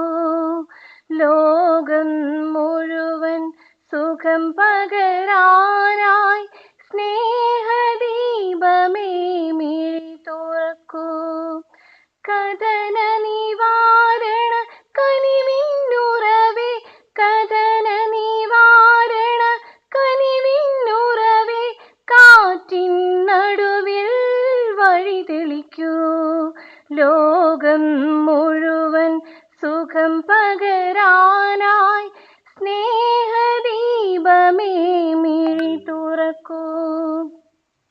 പരീക്ഷണത്തിൻ വാഴ്വുകളിൽ നീ പടനിലത്തിൽ വീഴുമ്പോൾ, പരീക്ഷണത്തിൻ വാഴ്വുകളിൽ നീ പടനിലത്തിൽ വീഴുമ്പോൾ, ഹൃദയക്ഷണിയായി രക്തം ചീന്തി മിഴിനീർപ്പൂക്കൾ താഴുമ്പോൾ, ലോകം മുഴുവൻ സുഖം പകരാനായി സ്നേഹദീപമേ മിഴി തുറക്കൂ. ലോകം മുഴുവൻ സുഖം പകരാനായി സ്നേഹദീപമേ മിഴി തുറക്കൂ. Next, I would like to invite Dr. Prashant Pavitran, Organizing Chairperson and President of IAP Vadagara, for the welcome speech. Respected Chairperson, ECHG Kerala, Environment and Child Health Group Kerala 2022, Dr. Harikumar, National President of IAP, Dr. Ramesh Kumar, National President of IAP 2011 and past Chairperson ECHG and PAAI, Dr. Sugumaran, IAP Kerala State President Dr. Vijay Kumar, and Dr. Johnny Sebastian, IAP Kerala State Secretary 2022, Dr. Dr. Jose, President-elect, IAP Kerala 2023, Dr. Dilshad Babu, PARCO Hospital CEO, Dr. Balendar, National Secretary, ECHG 2022, Dr. Jijo John, Convener, PAI, Kerala 2022, and Dr. Premraj, Treasurer, IAP Vadagara, Dr. PC Haridas, IMA Vadagara President and past President of IAP Vadagara, Dr. Naushid Ani, our Secretary, IAP Vadagara, delegates, pediatricians, associates, PARCO Hospital team. I welcome everybody. A warm welcome to Vadagara. Today, October 23rd, we are all here at PARCO Hospital Auditorium, Vadagara, for PED LM NBCon 2022, the annual state conference conducted by the Pulmonary and Allergy Association of India, the PAAI and ECHG IAP Kerala. We have organized an academic feast for you with renowned and eminent speakers and new topics. This is the 10th subspecialty conference Vadagara is organizing. The previous two were online. We had done was Respicon 2020 and Perinatology Chapter 2021 were online. IAP Vadagara has been in the thick of IAP Kerala activities since its inception in 2009. We have been a recipient of state and national awards, including the best branch many a time. This year too, we have tremendous activities and PET Elericon 2022 is a feather in the cap for IAP Vadagara. We also hope to contribute more to Kerala IAP in future. The National Conference of IAP is in Kochi in 2024. It provides a great opportunity for us. This conference was due in May and dates were allotted at a short notice. We were able to gather momentum to do with the best of our abilities. We have made the conference the most environment friendly as possible. It is my duty as organizing president to introduce, to welcome you all to the PET LRCon 2022. I warmly welcome Dr. Harigumar Ji, Chairperson, ECHD Kerala 2022. I welcome, hearty welcome to our National President, Dr. Ramesh Kumar, National President IAP 2022. It's a great honor, sir. I proudly welcome Dr. Sukumaran, National President 2011 and past Chairperson ECHG and PAI, who will be giving the keynote address. With great pleasure, I welcome our State President Dr. M. Vijay Kumar and State Secretary Dr. Johnny Sebastian to the program. I welcome Dr. Jose O, President-elect IAP Kerala 2023 and National Chairperson PAI, National and State Chairperson PAI. I welcome Dr. Dilshad Babu, PARCO Hospital CEO. I welcome Dr. Balender, National Secretary ECHG 2022. I welcome Dr. Jijo John, PAA Kerala 2022, Convener PAA Kerala 2022, and Dr. Premraj, Treasurer IAP Vadagara, and IMA Vadagara President Dr. PC Haridas to the program. I welcome Dr. Krishna Mohan to the program, Convener. I welcome hardworking Secretary and State ECHG Convener Dr. Naushid to the program. I welcome all, hearty welcome to all delegates, PARCO team, seniors to the program. Thank you. IAP, JIP, Jai Hind. Thank you, sir. Next, I would like to invite Dr. Harikumar Ji, Chairperson ECHG Kerala 2021-22 for Presidential Address.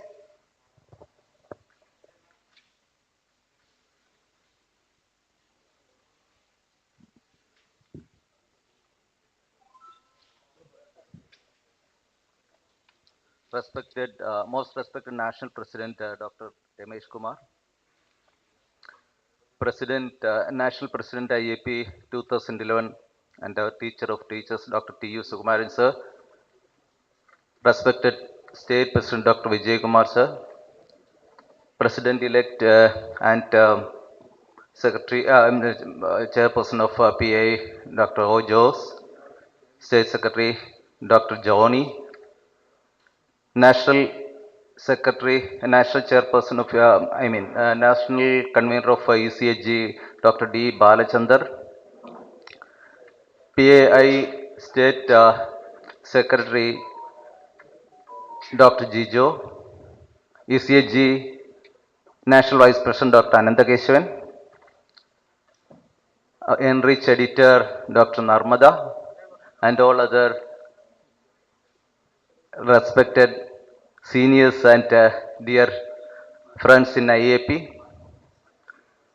It is a moment of great pleasure and privilege to preside over this solemn function and meet you and getting an opportunity to meet you all. IAP Vadagara has been always in the forefront of our activities, academic activities, and they themselves create many innovative ideas. And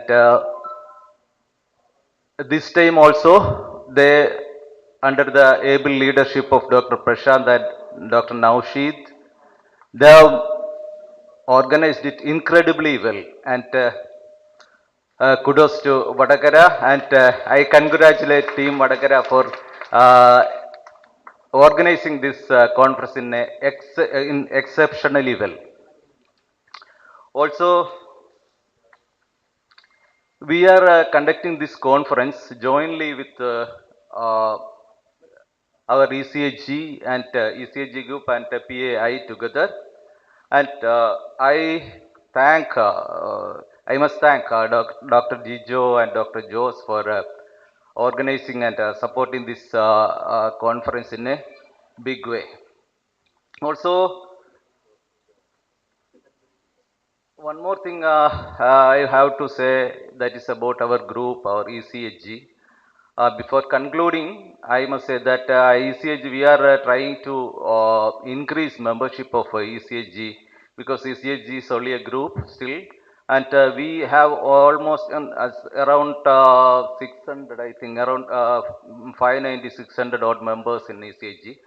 To become a group, to become a chapter, we need somewhere around 200 more memberships. So we expect your participation in our group activities, as well as your support. By becoming member of this group, we can convert this to a chapter, and to become a chapter, we need at least 2.5% of memberships. So once again, I request you all to support our group and to make it a chapter. So I am not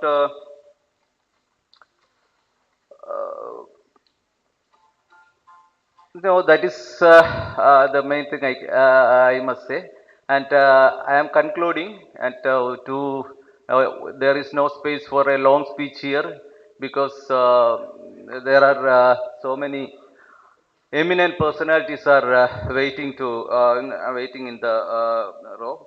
So in the given situation, a long speech will be next to a criminal act. So I stop here. Thank you. Thank you all. Thank you, sir. It's an honor to welcome Dr. Ramesh Kumar R., National President IAP 2022, for the official inauguration by lamp lighting and inaugural address.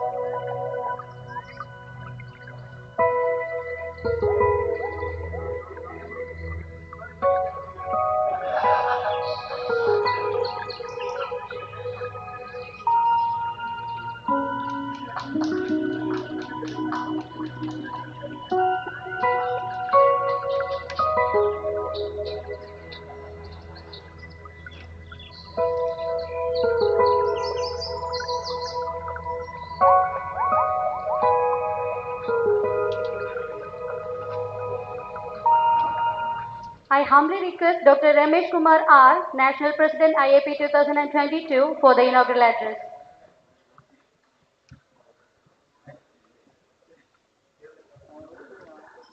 Chairperson of the meeting, President of the Environment and Child Health Group, Kerala chapter, my dear beloved friend, Dr. Hari Kumar, President of the Kerala chapter of Allergy and Immunology, Dr. and the National President of the Respiratory Chapter, Dr. Joso, and President-elect, of course, of IAP Kerala. Dr. Jos, you have got multiple responsibilities, and your presence everywhere brings so much of cheers to the team. So hats off to you for Jos maintaining that tempo across. My teacher, one who has handheld me into IAP, and for all of you, he has been a mentor. Dr. T. Sukumaran, President 2011, National President, one who has given the family benefit scheme to Indian Academy of Pediatrics, respected Sukumaran sir. President of IAP Kerala, the most elegant, disciplined teacher, and one person who has been shown his organizational skills with his team, Dr. Vijay Kumar, and the team from the ECHG, the organizing chair, president, the team from Vadagara, the vice president-elect of Indian Academy of Pediatrics Kerala State Branch, the tall and hefty Dr. Prashant, the cricket man, he is our cricket player and one who, the goalkeeper also for the football team. So it's very difficult to pass it across Prashant when he's such a stout guy across a goal bar. So Prashant has now put more with his head more into the organization of IAP Kerala. Thank you so much, Prashant, for being here. And Dr. Naushi Dani, the organizing secretary, the one who has been vibrating with, he wants to do something and always stick the man on the toes. And the secretary of the ECHG chapter, ECHD National Secretary, Dr. Balachandran, the man who has steered IAP Kerala through the last 2 years as before Johnny as the State Secretary. Of course, my beloved State Secretary, Dr. Johnny, and Johnny has been, he has a sigh of relief, I think. He has been running across the state for the last 2 years. So Johnny is maybe his last specialty conference. Hats off to you, Johnny, for the great work we have been doing. And the Dr. Krishna Mohan, the incoming State Secretary, and I am very pretty sure Krishna Mohan has got a lot to do and a lot on his book and as well as because I have seen him growing up for the last 10 years and mainstay being academics, but Krishna Mohan is one fan who can befriend every one of the IAPNs and take IAP Kerala to different heights along with the Secretary, Dr. Jos, and the next team around. Dr. Haridas, the President of IMA Talisheri, Vadagara, sorry, always been Vadagara, as well as Dr. Prem Raj, my good friend, the treasurer here, Dr. Prem Raj, Dr. Haridas, Dr. Sashindran, Dr. Salim, and all my good friends, all of them had been the great stalwarts here. And Dr. Dilshad, the CEO here, as well as our good friend of IAP, and of course, the Vice President of Central IAP past 2020, the man who has given the enrich to Indian Academy of Environment Chapter, Dr. Anandakeshavan, the past president, past secretary, the past president of Environment Chapter, and he has only given the coin the term Enrich, E-N-R-I-C, Environment Chapter, rich in academics. So Enrich was he was editor for Enrich for 5 years, and from him only I took over the secretaryship, I took over the editorialship of, I have many things coming from the legacy of Dr. Anandakeshavan, and of course I believe I could do justice to my job, and Dr. Nizam, the medical director here, and all and the team out here, Dr. Ranjit, Dr. Nihas, all the stalwarts, I must say, the dynamics of IAP Kerala, the young brigades, and they are the honors of taking IAP to the Kerala to the next decade will rest on their shoulders. I'm pretty sure you all will do justice, my dear friends, and my dear young comrades here, my dear friends, coming being in Talasheri and Vadagara, I must say comrades. That is the best choice here, I think. So I believe, and Dr. Jaya Gopal and all my, you can see all my dear friends here. So friends, good morning or rather good afternoon, and I am really pretty happy to be here, and a great moment for IAP Vadagara for organizing this allergic environment chapter, and more so a heartening moment for me for getting an opportunity to be with my good friends, my dear friends, maybe in any part of the state, being with you and extending the physically getting the love and affection which you have been showering for me for the last maybe 20 years in IAP. I'm so happy, I'm so delighted to be here with you on this moment. And thank you very much, Prashant and team, Naushid and team, for giving the platform for me to be there with you on this day. Friends, it is Vadagara has been, as Prashant has been suggesting, it has been every time I had been the secretary at Indian Academy of Pediatrics Central Office. I have seen your reports, and the best branch award from under 50 category has been beckoning Vadagara for the last 5 or 6 years. It doesn't go beyond Vadagara, I believe. But then you must give room for others also to compete. That's what I believe. So it's but then Vadagara has been doing, as he said, 8 specialty chapter conferences and a small branch. But doesn't mean the numbers. It is the vibrancy of the branch that counts. How you tick as a team. It doesn't mean the numbers. You see Kerala AP, we have been a small branch, but our success mantra was our unity, and our success mantra was our unity as well as success mantra as well as unity and other physical, once we come together, we just gel to go together, and that makes us a great team. So that I mean Patagara, Talasheri and these small branches, Mathikerala, even the Malanad branch, small branches do pretty well in the annals of Indian Academy of Pediatrics Kerala State branch. So that was our success, and that we maintained the tempo in our state unit again. Well friends, from the Kerala territory to Dr. Vijay Kumar and team with the promise. Their promise has been, you have upheld the promise, Dr. Vijay Kumar, Dr. Joni. The promise PRO, MICE action plan has been well maintained, and you have really done justice to your action plan. And Vijay Kumar is saying last try, you still have 2.5 months. I am actually have 2.5 months and I am running across. So nothing lost, you have got 10 weeks more, just get going, and you don't have to come out till the state pedicon is over. And from the other side, I'm very happy to see even our friends from outstation faculty, Dr. Narmada and others from joining us in a big way. And so Narmada has been a good friend, and he has been a main contributor for our standard treatment guidelines. Narmada is not here? Oh, I don't see, he is standing here. Okay. So, I mean, I have seen every week in the Zoom meeting for the SDG guidelines, Narmada with Krishna Mohan, the member secretary Vishnu Mohan, and believe me, SDG has taken the country by storm. Every week in many departments, in medical colleges, standard treatment guidelines are being deciphered and discussed as a PG clinic. And we are coming out with the 150th guideline on now December 15th from Dr. Amdekar, and that will be our stop show. And then when we will release the book on December 18 at Delhi by a celebrity minister if possible. So that's where we are looking at. And Indian Academy of Pediatrics gave me 2 or 3 minutes extra to talk on IAP at Central, because this is a platform for me to interact with you on IAP, what we have been doing. And this is a time when we have got around 700 workshops going across the country this year.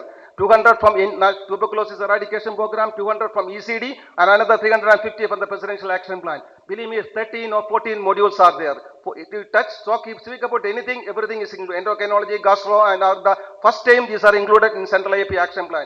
We had endocrinology modules, we are the gastroenterology modules for the first time, and of course the other regulars like fever, respiratory, everything has been running. And add on to that, academics, this year we are really proud that we could catch up with the government of India, UNICEF, WHO, as well as the Ministry of Women and Child Development, Ministry of Health and Family Welfare.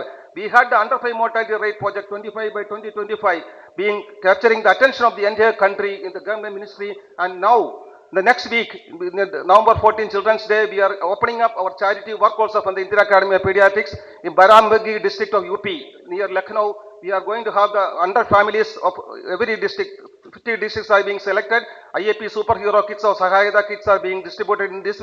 IAP president and secretary and the office bearers will be going to this district. So charity, IAP is registered as a charity organization, but what we are doing for charity? We are doing charity for our members only, that brings anywhere, nothing else. So charity, we need to do some, we always say we improve do charity to indirectly building capacity building of our members, but that doesn't come as a charity. So this time we are really looking at direct beneficiaries to the villages and reaching out the Bimari states, the high burden districts where the high under 5 mortality is 80 plus.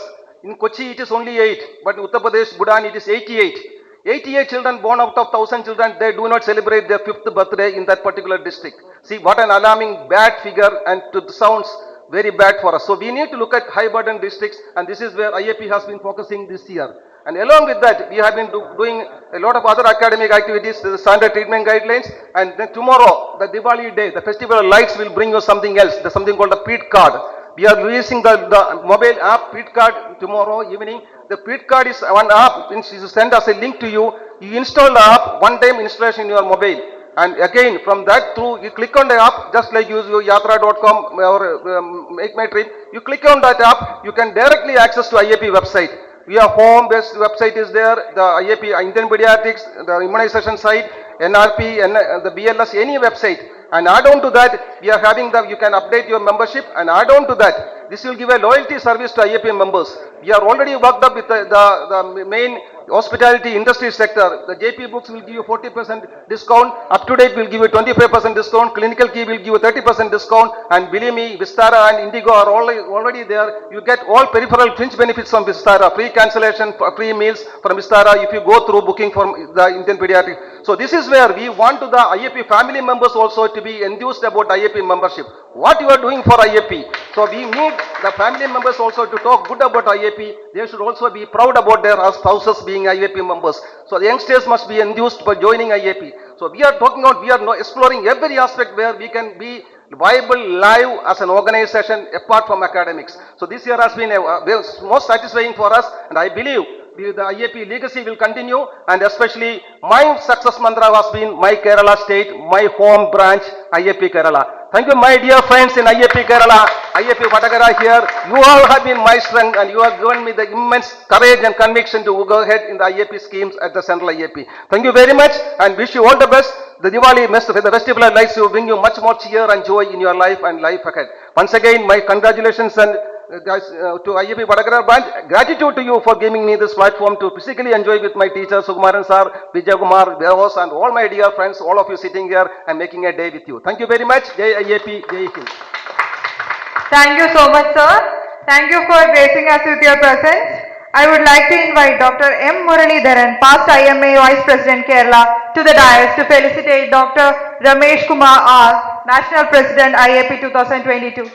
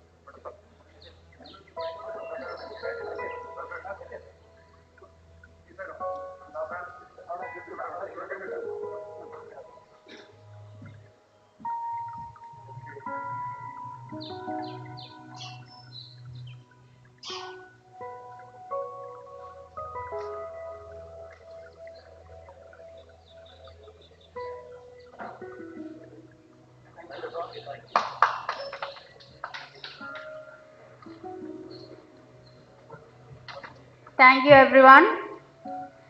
Now I humbly request Dr. T.U. Sukumaran, National President 2011 and past Chairperson ECHG and PAAI for the keynote address.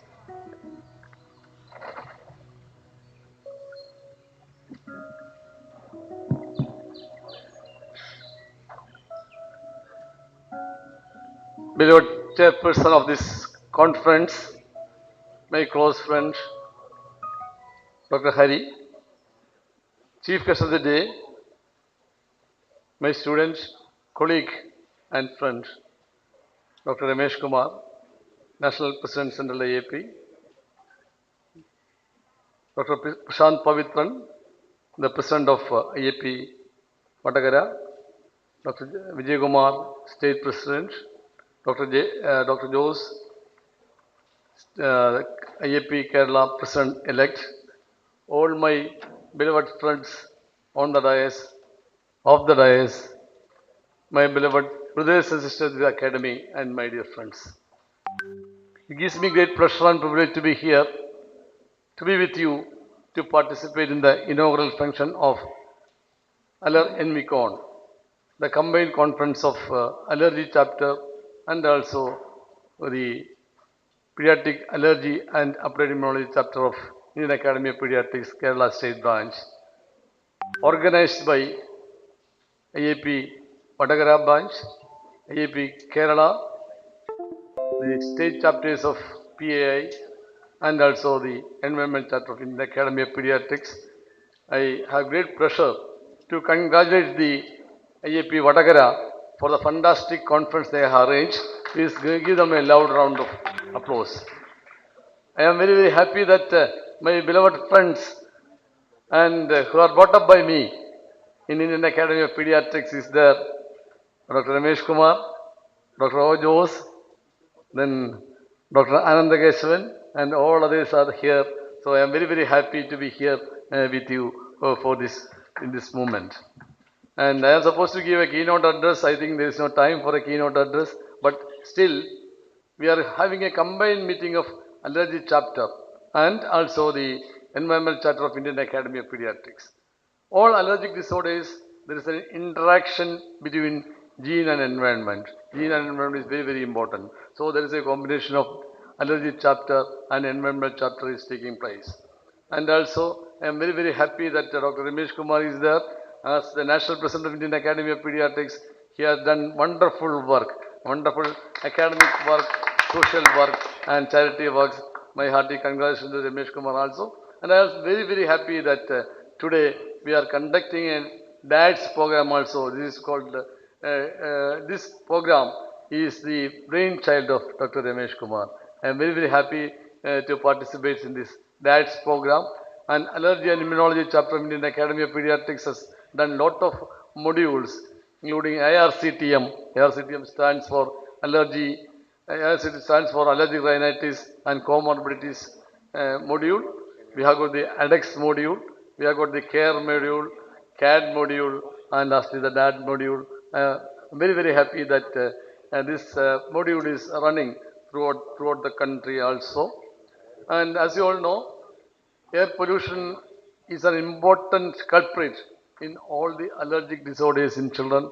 There are multiple aeroallergens are there, and also seen that the air pollutants, especially sulfur dioxide, nitrogen dioxide, then ozone and particulate matter are the culprit in the production of these allergic disorders. And according to the WHO, in more than 40% of all childhood disease, some degree of environmental involvement is there.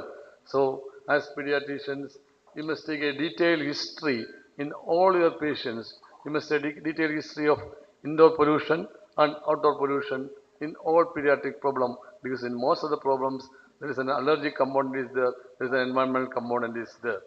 And from my own study also, as a part of ISAC and part of GAN study, I have seen that the prevalence of asthma is nearly 25% in Kerala. Allergic rhinitis is nearly 40%. Food allergy nearly 8 to 10%. Atopic dermatitis around 5 to 8%. So it is very, very high. So it is very important that you must have a very good knowledge on all allergic disorders. As the hygiene hypothesis, we see more of allergic disorders now. So it is very, very important that you should take keen interest in all the allergic problem. And these modules will help all of us to make keen interest in all the allergic disorders. And once again, because of short of time, I am not going to detail keynote address. Once again, I congratulate the IAP Vatagara for the outstanding conference, and also I congratulate the IAP Pediatric Allergy Chapter President, Chairperson Dr. Jose, and Convener Dr. Jijo, National Secretary Dr. Krishna Mohan, and Environmental Chapter State President Dr. Harikumar, State Secretary Naushil, the National Secretary Dr. Balachandran, Nijo, and all these for the fantastic work they are doing in the Central IAP. And with these words, I conclude my talk, and I wish this program, this CMA program, all the best. JAP, Jai Hind. Thank you. Thank you, sir. Now I would like to welcome Dr. Krishna Kumar, Senior Most Pediatrician, District Hospital, Vadagara, to the dais to felicitate Dr. T. Maran.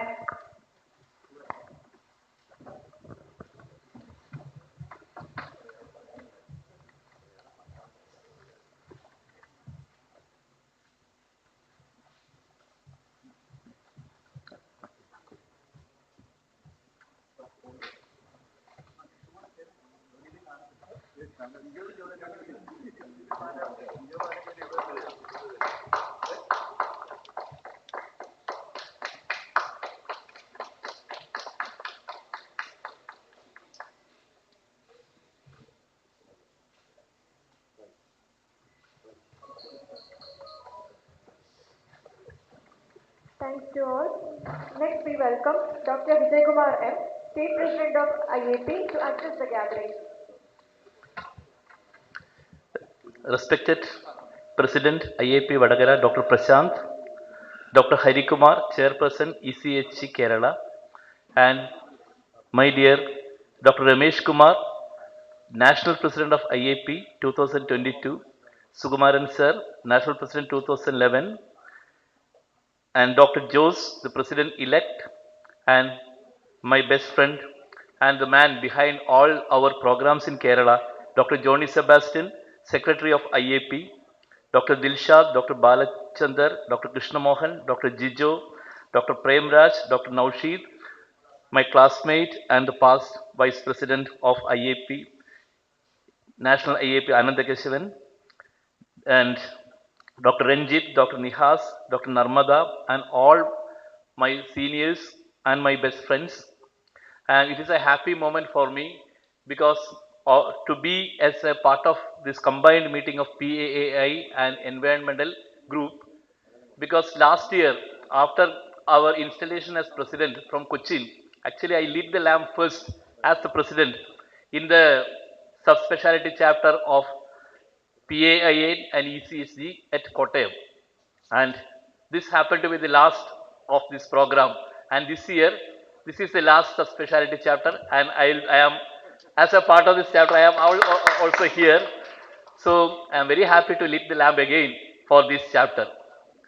And regarding Vadagara, actually again, I I came as the president for the installation ceremony that was just before our COVID pandemic. The third wave of COVID pandemic. I still remember everybody was telling there is COVID pandemic, so this program may not be there. But we came and just installation was done, and after that we moved to virtual platform again, and lucky that that COVID wave was not long lasting, and we could make many physical programs, and most of the subspecialty chapter conferences we have wonderfully done. And I won't say 100%, at least many of our presidential action plans were completed or just initiator also. And I hope and I'm sure that the next president, Dr. Jose, will continue all this program and along with his own innovative presidential action plan. And just before concluding, we have our Calpedicon. At least that is only 3 weeks away. So I invite all of you. I invite all of you and register as early as possible because we have a special reduction now. I think we can contact Dr. Nihas or Dr. Ranjit. And so Badagara is a part of Calicut. So make the program a grand success. So I wish this program a grand success. Jai Hind and Jai IAP.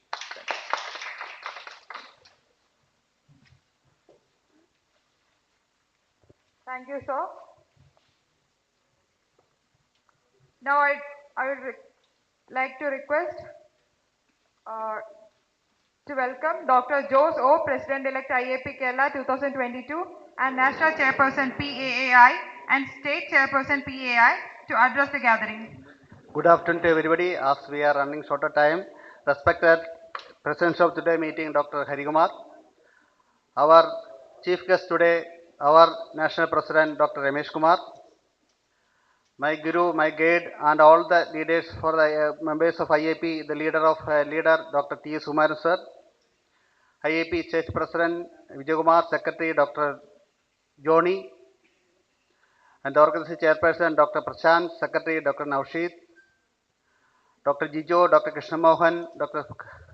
all the IAP members of IAP Vadagara and dear friends. I want to congratulate our Central IAP President Dr. Ramesh Kumar. As you know, we had 4 National Central IAP President and all the National IAP Presidents are well recognized. They have charted out beautiful action plan. Dr. T. Sumaran is the man behind Family Benefit Scheme that was remembered everywhere in our national meeting. The founder of APB scheme. Our Satyananda Kamath, the man behind changing all the Central IAP action plan. So creating a Central IAP house Mumbai. Now our Ramesh Kumar, the dynamic national president. He is the man. No way to comment on his activities. No way to comment his support for Central IAP activities. He is a man known to all over India. One peculiarity of Dr. Ramesh Kumar is that he is always joyful and he is recognizing all the IAPNs of the national levels. He is a man, we are worried when we are conducting a national EB meeting at Kochi. Without any reference, he calling all the E members from his, without any looking to the papers, he calling all the members with his name and with the designation, which state he belongs to. That much dedication to his IAP, for the IAP members, National EB, and he is the man, you know, everywhere, whenever he goes to any IAP branches, he is able to recognize all the IAPNs. And he is in his heart, the IAP Kerala and the Central IAP is in his. And he is doing a lot of activities, like under 5 mortalities, standard treatment guideline, workshop programs, already Dr. Ramesh mentioned. I think that will be remembered by all of the IAP members in the national level. I think we want to IAP Kerala, IAP Vadagara, give a big round of applause and congratulations to Ramesh Kumar for his beautiful activities, and we are all with you, support in the coming activities also. IAP Kerala, Dr. Vijay Kumar, Dr. Joni, the man behind for IAP Kerala, it's a promise. They promised, start with a promise. We have done the promise to IAP Kerala. They have done wonderful activities, and with the support from all the youngsters of IAP Kerala, that's the backbone for IAP Kerala. And IAP Kerala is a family, given support to Vijay Kumar and Joni. They have given wonderful activities. And big kudos to Dr. Joni and Vijay Kumar for his excellent fantastic activity last 1 year. IAP Vadagara is always very enthusiastic. Dr. Prashant and Dr. Ven Naushid is taken over the charge of IAP Vadagara. They are doing a lot of activities of academic, non-academic, like their alliance with other organizations. They are doing a lot of activity for the community benefits. They are doing a lot of charity work, I know. They are the branch with a very good very few members. They are doing a wonderful activities. And on the behalf of IAP Kerala as a president-elect, I want to congratulate IAP Vadagara branch for excellent activities and conducting the Alar Envirocon in a fantastic manner. And this much hospitality, this much arrangement, this is scientific content. I think the Allergy and Environment Conference will be remembered forever. And big congratulations to Dr. Prashant and Dr. Naushid for excellent activities. And now come to my duty. As I am President-elect of IAP Kerala 2023, I request all the members give me wholehearted support. Whenever I am giving a fault, give me a positive and negative criticism of the IAP activities. I request all the IAP Vadagara branch. I think Prashant is there, Vice President-elect of IAP Kerala. Give me, I am sure that IAP Vadagara will support me and with all IAP activity and request all the members will be given recognized in IAP Kerala activity 2023. I request IAP Vadagara branch give me full support for incoming activities. Another important activity can come to inform you that, as you know, Central IAP election in the final stage. As you know, the 13th of this month, our Central IAP election going to finish. And anybody having not voted, please vote the IAP, all the Adagara branch, all the senior members, vote for Central IAP because it's a democracy. You have to vote for our voting for IAP, Central IAP because we want to give. As you know, our president, national president candidate, Dr. Baswaraj is there. He is a man because we are conducting the national predicament 2024 at Kochi. So we want our candidate, our president. So we support to Dr. Baswaraj as a president of IAP, national IAP. And anybody having any confusion, any dilemma in voting, please contact anybody in the Vadagara or personally contact me or Johnny or anybody in the Balajandar. Vote for Central IAP. Regarding because 13th this month going to finish the IAP election. So you have to vote it for Central IAP. I think that if anybody having any confusion, any dilemma here, we will support you to regarding IAP election. So please vote for Central IAP election 2024. And with these words, I conclude my talk. Jai Hind, Jai IAP. Thank you, Dr. Jose. Now I humbly request Dr. Dilshad Babu, CEO and Executive Director, PARCO Institute of Medical Sciences, for the felicitation.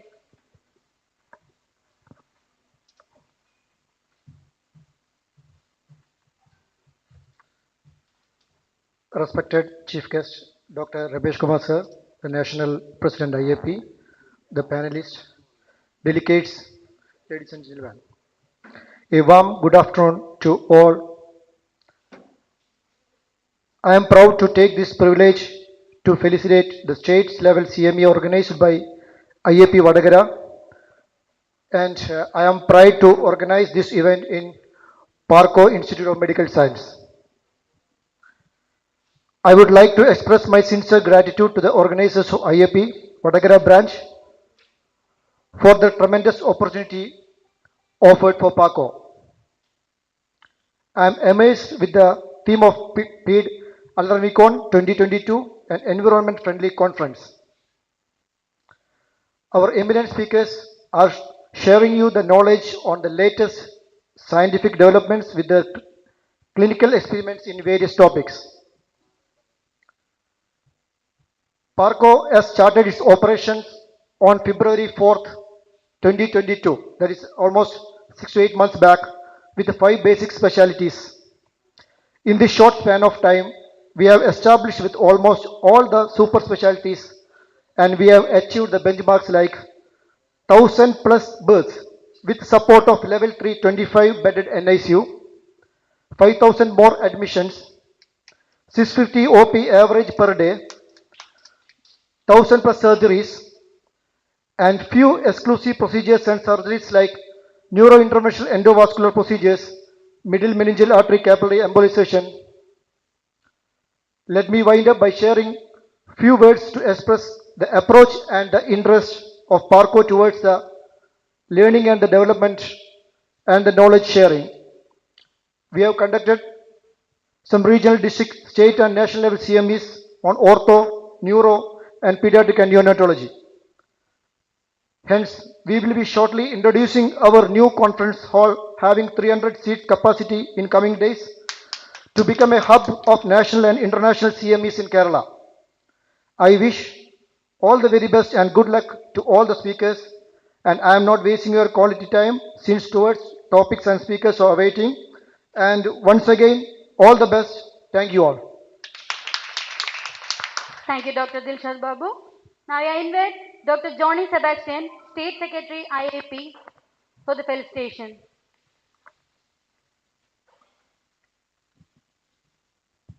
Very good afternoon to all. Most respected Chief Guest of the day, my mentor in IAP, National President of CAP and Pride of IAP Kerala, Dr. Ramesh Kumar Sir. My good friend in IAP and Chairperson of ECHG, Dr. Hari Sir. Patron of IAP Kerala, a doyen in the field of pediatric pulmonology, past National President, Dr. T. U. Sukumaran Sir. My leader and guide of IAP Kerala, the visionary leader behind the IAP Presidential Action Plan Promise 2022, Dr. Vijay Kumar Sir. My well-wisher in IAP, the Josh of IAP Kerala, the dynamic President-elect IAP Kerala, and National Chairperson of PAI, Dr. O. Jose Sir. My own classmate and founder President of IAP Vadagara, Dr. Prashant Pavitran. Dr. Dilshad Babu, the Executive Director of PARCO, the most systematic person I have ever come across in IAP, the National Secretary of ECHG, Dr. Balachandra Sir. My own teammate and a great orator at the national level, Dr. Krishna Mohan, the National Secretary of PAI. My good friend and an upcoming leader at the national level, Dr. Jijo, convener PAI. Dr. Premraj Sir, Treasurer IAP Vadagara, Dr. Naushid Ani, the vibrant Secretary of IAP Vadagara. Esteemed faculty like Ananda Keshwan Sir, Dr. Narmada, seniors and my dear friends.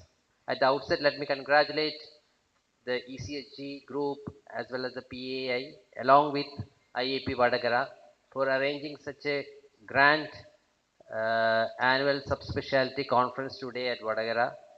The venue, the hospitality and the academics has been really good.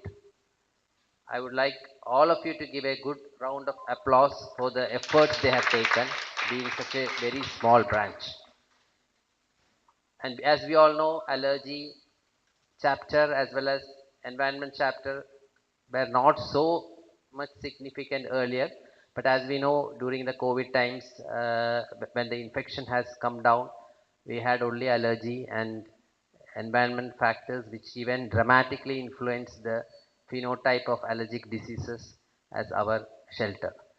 So that much important, and the allergic disease, as Sukumaran sir has already told, is on the rise. And there is a lot of significance in future also for the allergic diseases as the urbanization, the population growth and lifestyle, everything is different now. So I'm not prolonging my speech as we are really running short of time.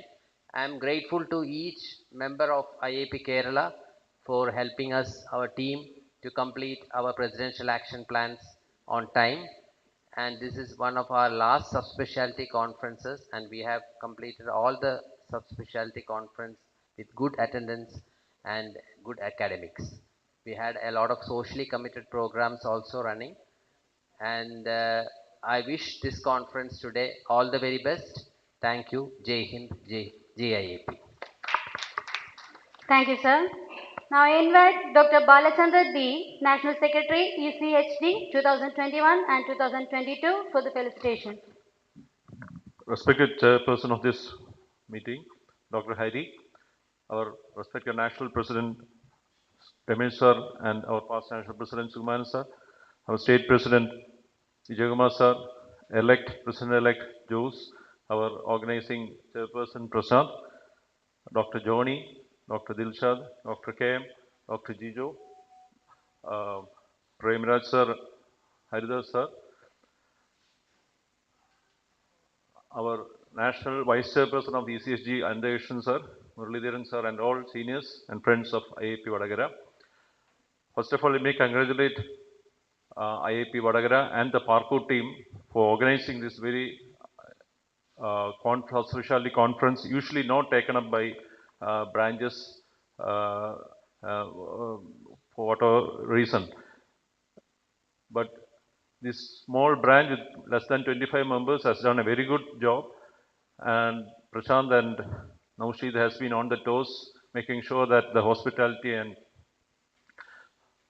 transport, everything has been good, because transport especially, we didn't get the tickets, that Prashant has arranged everything. Just a word about ECHG, Environment and Childhood Group, started in 2000 by our Paramesh sir, later taken up by Swati ma'am, and then our Sukumaran sir was the chairperson. And that time, that formidable team of Sukumaran sir, Ramesh sir, and Andeshan sir, they started this Enrich magazine, which is going on still. Till 2 years back, we had 270 members, of which Kerala were 70 members, and Karnataka was at the top with 90 members. Now it has doubled to 540 plus members, with Kerala standing around 135 members. But Gujarat, the state had only 35 members in 2019. They have come up to 110 members, almost reaching Kerala. Actually, this group was mainly taken on by Sukumaran sir, Ramesh sir, Sachi sir, and Anandeshan sir. But mostly they will be overtaken by our Gujarat members. So many members have joined from North India. For the last 1 year, nobody from Kerala has joined. This from 70 to 135 members from Kerala happened in 2021. But in 2022, we had very less members, maybe one or two has joined. So we have to taken up our membership drive. As Harry said, we have 200 more members to make it this group as a charter. So I request only Prashant and Naushid are the members from IAP Vadagara in the Environmental Childhood Group. I request all the members, 20 members from IAP Vadagara, to join this group, and we have a good WhatsApp group with what we do is we observe World Earth Day, World this Water Day, World Environment Day, and next 28th Friday we are observing the International Lead Poisoning Prevention Week in children. It's a webinar which will be attended by WHO officials as well as International Pediatric Association officials, Dr. Ruth and Dr. Naveen Thakkar. Unfortunately, Ramesh sir won't be there; he will be traveling, but all other members will be there. So, I request you to join that. And this year we have released the e-certificate. We don't give bills, receipts of this, but we are giving e-copies of the certificate. And Enrich Magazine, Dr. Narmada has been doing well for the last 2 years. That e-copy, to reduce the cost, we are releasing the e-copies. And so I request once again to join ECSG and make it, we should all be aware about the environmental risk factors our children are getting for the last many years. And lastly, but not the last, that I once again congratulate IAP Vadagara and the PARCO hospital team for the excellent organization of this conference. Thank you. Jai Hind, Jai IAP. Thank you, Dr. Balachandra. Now I would like to invite Dr. Krishna Mohan R, National Secretary PAI 2022-23, to give a felicitation speech.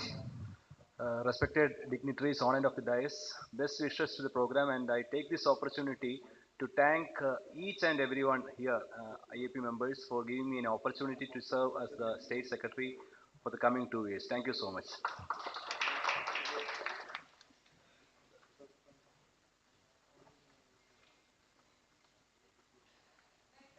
Next, I would like to invite Dr. Jijo Joseph John, Convener, PAI, Kerala 2021-22, for the felicitation speech. Respected dignitaries on the stage and off the dais, I know all of us doesn't have to be told as to who was with us. This is our family and we have all been together for a very long time. Personal note, I would like to thank Sukumaran sir, who has been a teacher and mentor for all of us. Ramesh sir has put us on the national map. All of us have traveled across the country thanks to sir envisioning such really beautiful programs as a presidential plan, and the STG is going something which is going to stay back as a legacy for Ramesh sir in years to come. Harikumar sir, Dr. Josh, our own Josh sir, And PARCO hospitals, I am amazed as to the infrastructure, which is world-class infrastructures, and we are sure this hospital is going to take Vadagara to a, this is going to give an address to Vadagara also. This is my first time in Vadagara, and I am amazed with the infrastructure this has provided. The vision behind this is immense, and I'm sure this is going to reach places. Our own Krishna Mohan, who's going to the next secondary, Balachandra sir, Naushid, who is a man with different multiple talents. He is Trivandrum's loss and Vadagara's gain is what I would like to put in a single word, because he is someone who is good, who has been doing things in a very great manner and has a lot of talent and potential, and many more things are yet to come out. And from our chapter's perspective, from the allergy chapter's perspective, this year has been great for us, more than programs happening in Kerala. We have been taking DAD across the country, which has been, all of us has been part of that, and we're very happy. It has been very well received in all the places, and we've been able to travel to remote locations. Narmada ma'am, who's one of my teachers, she's also been an integral part of the program. We are very happy that today DAD is also being part of the allergy conference, because that in itself encompasses everything which we want to tell all the practicing pediatricians when it comes to allergy. Thank you for the opportunity. Thank you, Dr. Jijo. Now I would like to invite Dr. P.C. Haridas, President IMA Vadagara, for the felicitation speech. Respected Chairperson Dr. Harimar sir, our beloved National President Dr. Ramesh Kumar, Organizing Chairman Dr. Prashant, and Secretary Dr. Naushil, and State President, IAP State President Dr. Vijay Umar, and other dignitaries on the dais, senior IAPMs, and Dr. Nasir, Dr. Dilshad, and my dear friends. On behalf of IMA Vadagara, I congratulate and wish all the best for today's conference. And today's arrangement and selection of topics for the CME, all very best. Thank you all. Thank you, Jai IAP, Jai Hind. Thank you, Dr. P.C. Haridas. Now I would like to request Dr. Prem Raj, Treasurer IAP Vadagara and ALA NVCon 2022 to give you a felicitation speech. Respected Chair Dr. Harikumar, respected National President 2022, Dr. Ramesh Kumar, Sumaran Sir, State President Dr. Vijay Kumar, the dignitaries on and off the dais, and my dear friends. The main attraction of this conference is we are enriched with great speakers, great teachers, and the great leaders of IAP Kerala State. And with the presence of our National President, our beloved National President Dr. Ramesh Kumar. And we are happy to host such a conference, and all the best to this conference. Thank you.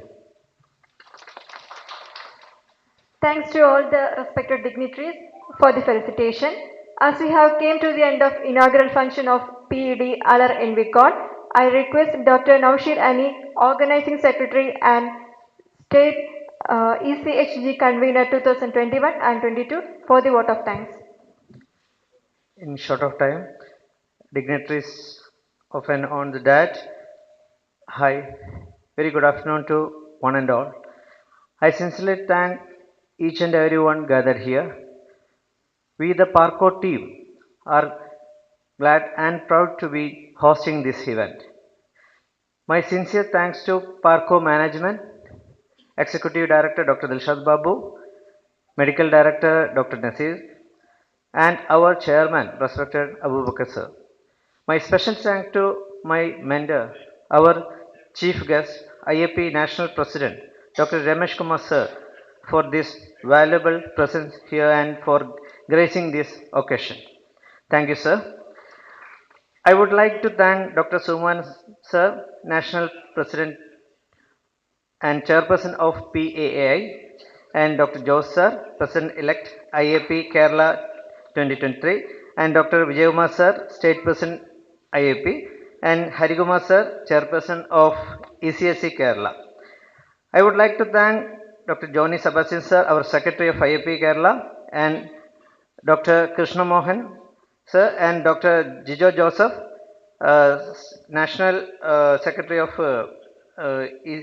PAI, and Dr. Prem Raj sir, our Treasurer, Dr. P.C. Haidar sir, our IMA president, for this blessing and support for this event.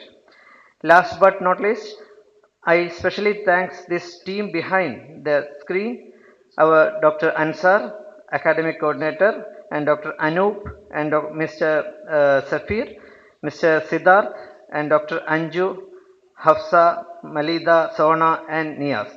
And we got a good stage and everything by Jojo and team, and media by Srini, and who supported for this events to make this a great success. Once again, thank you all.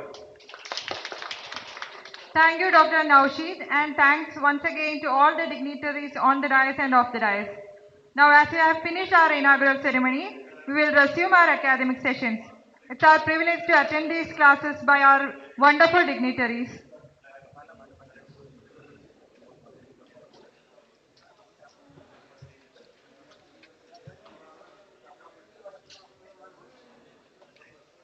Okay, now we will move on to our important session in the waiting. Any guesses? That's right, lunch. We'll take a 40 minutes break and resume with second session of today's conference. Okay, 30 minutes, we'll resume back.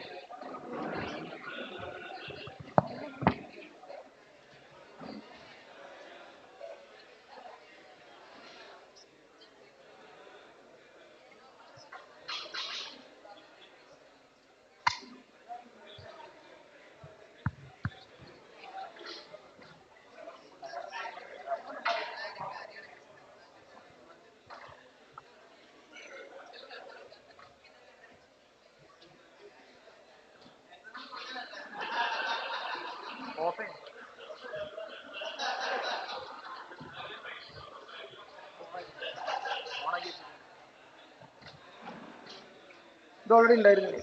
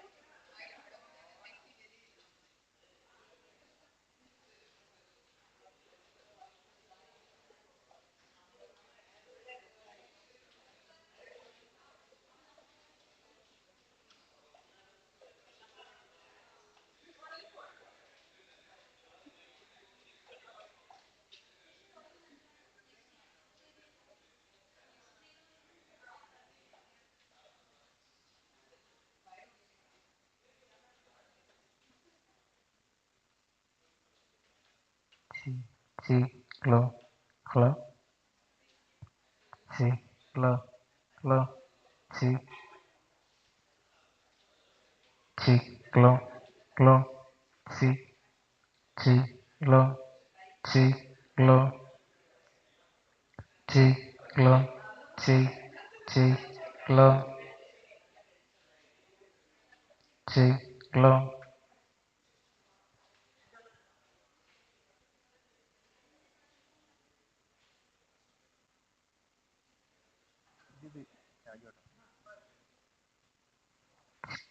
Hello, hello, hello,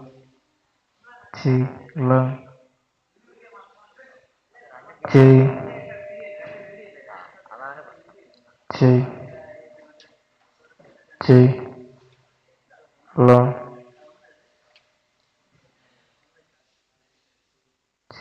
hello,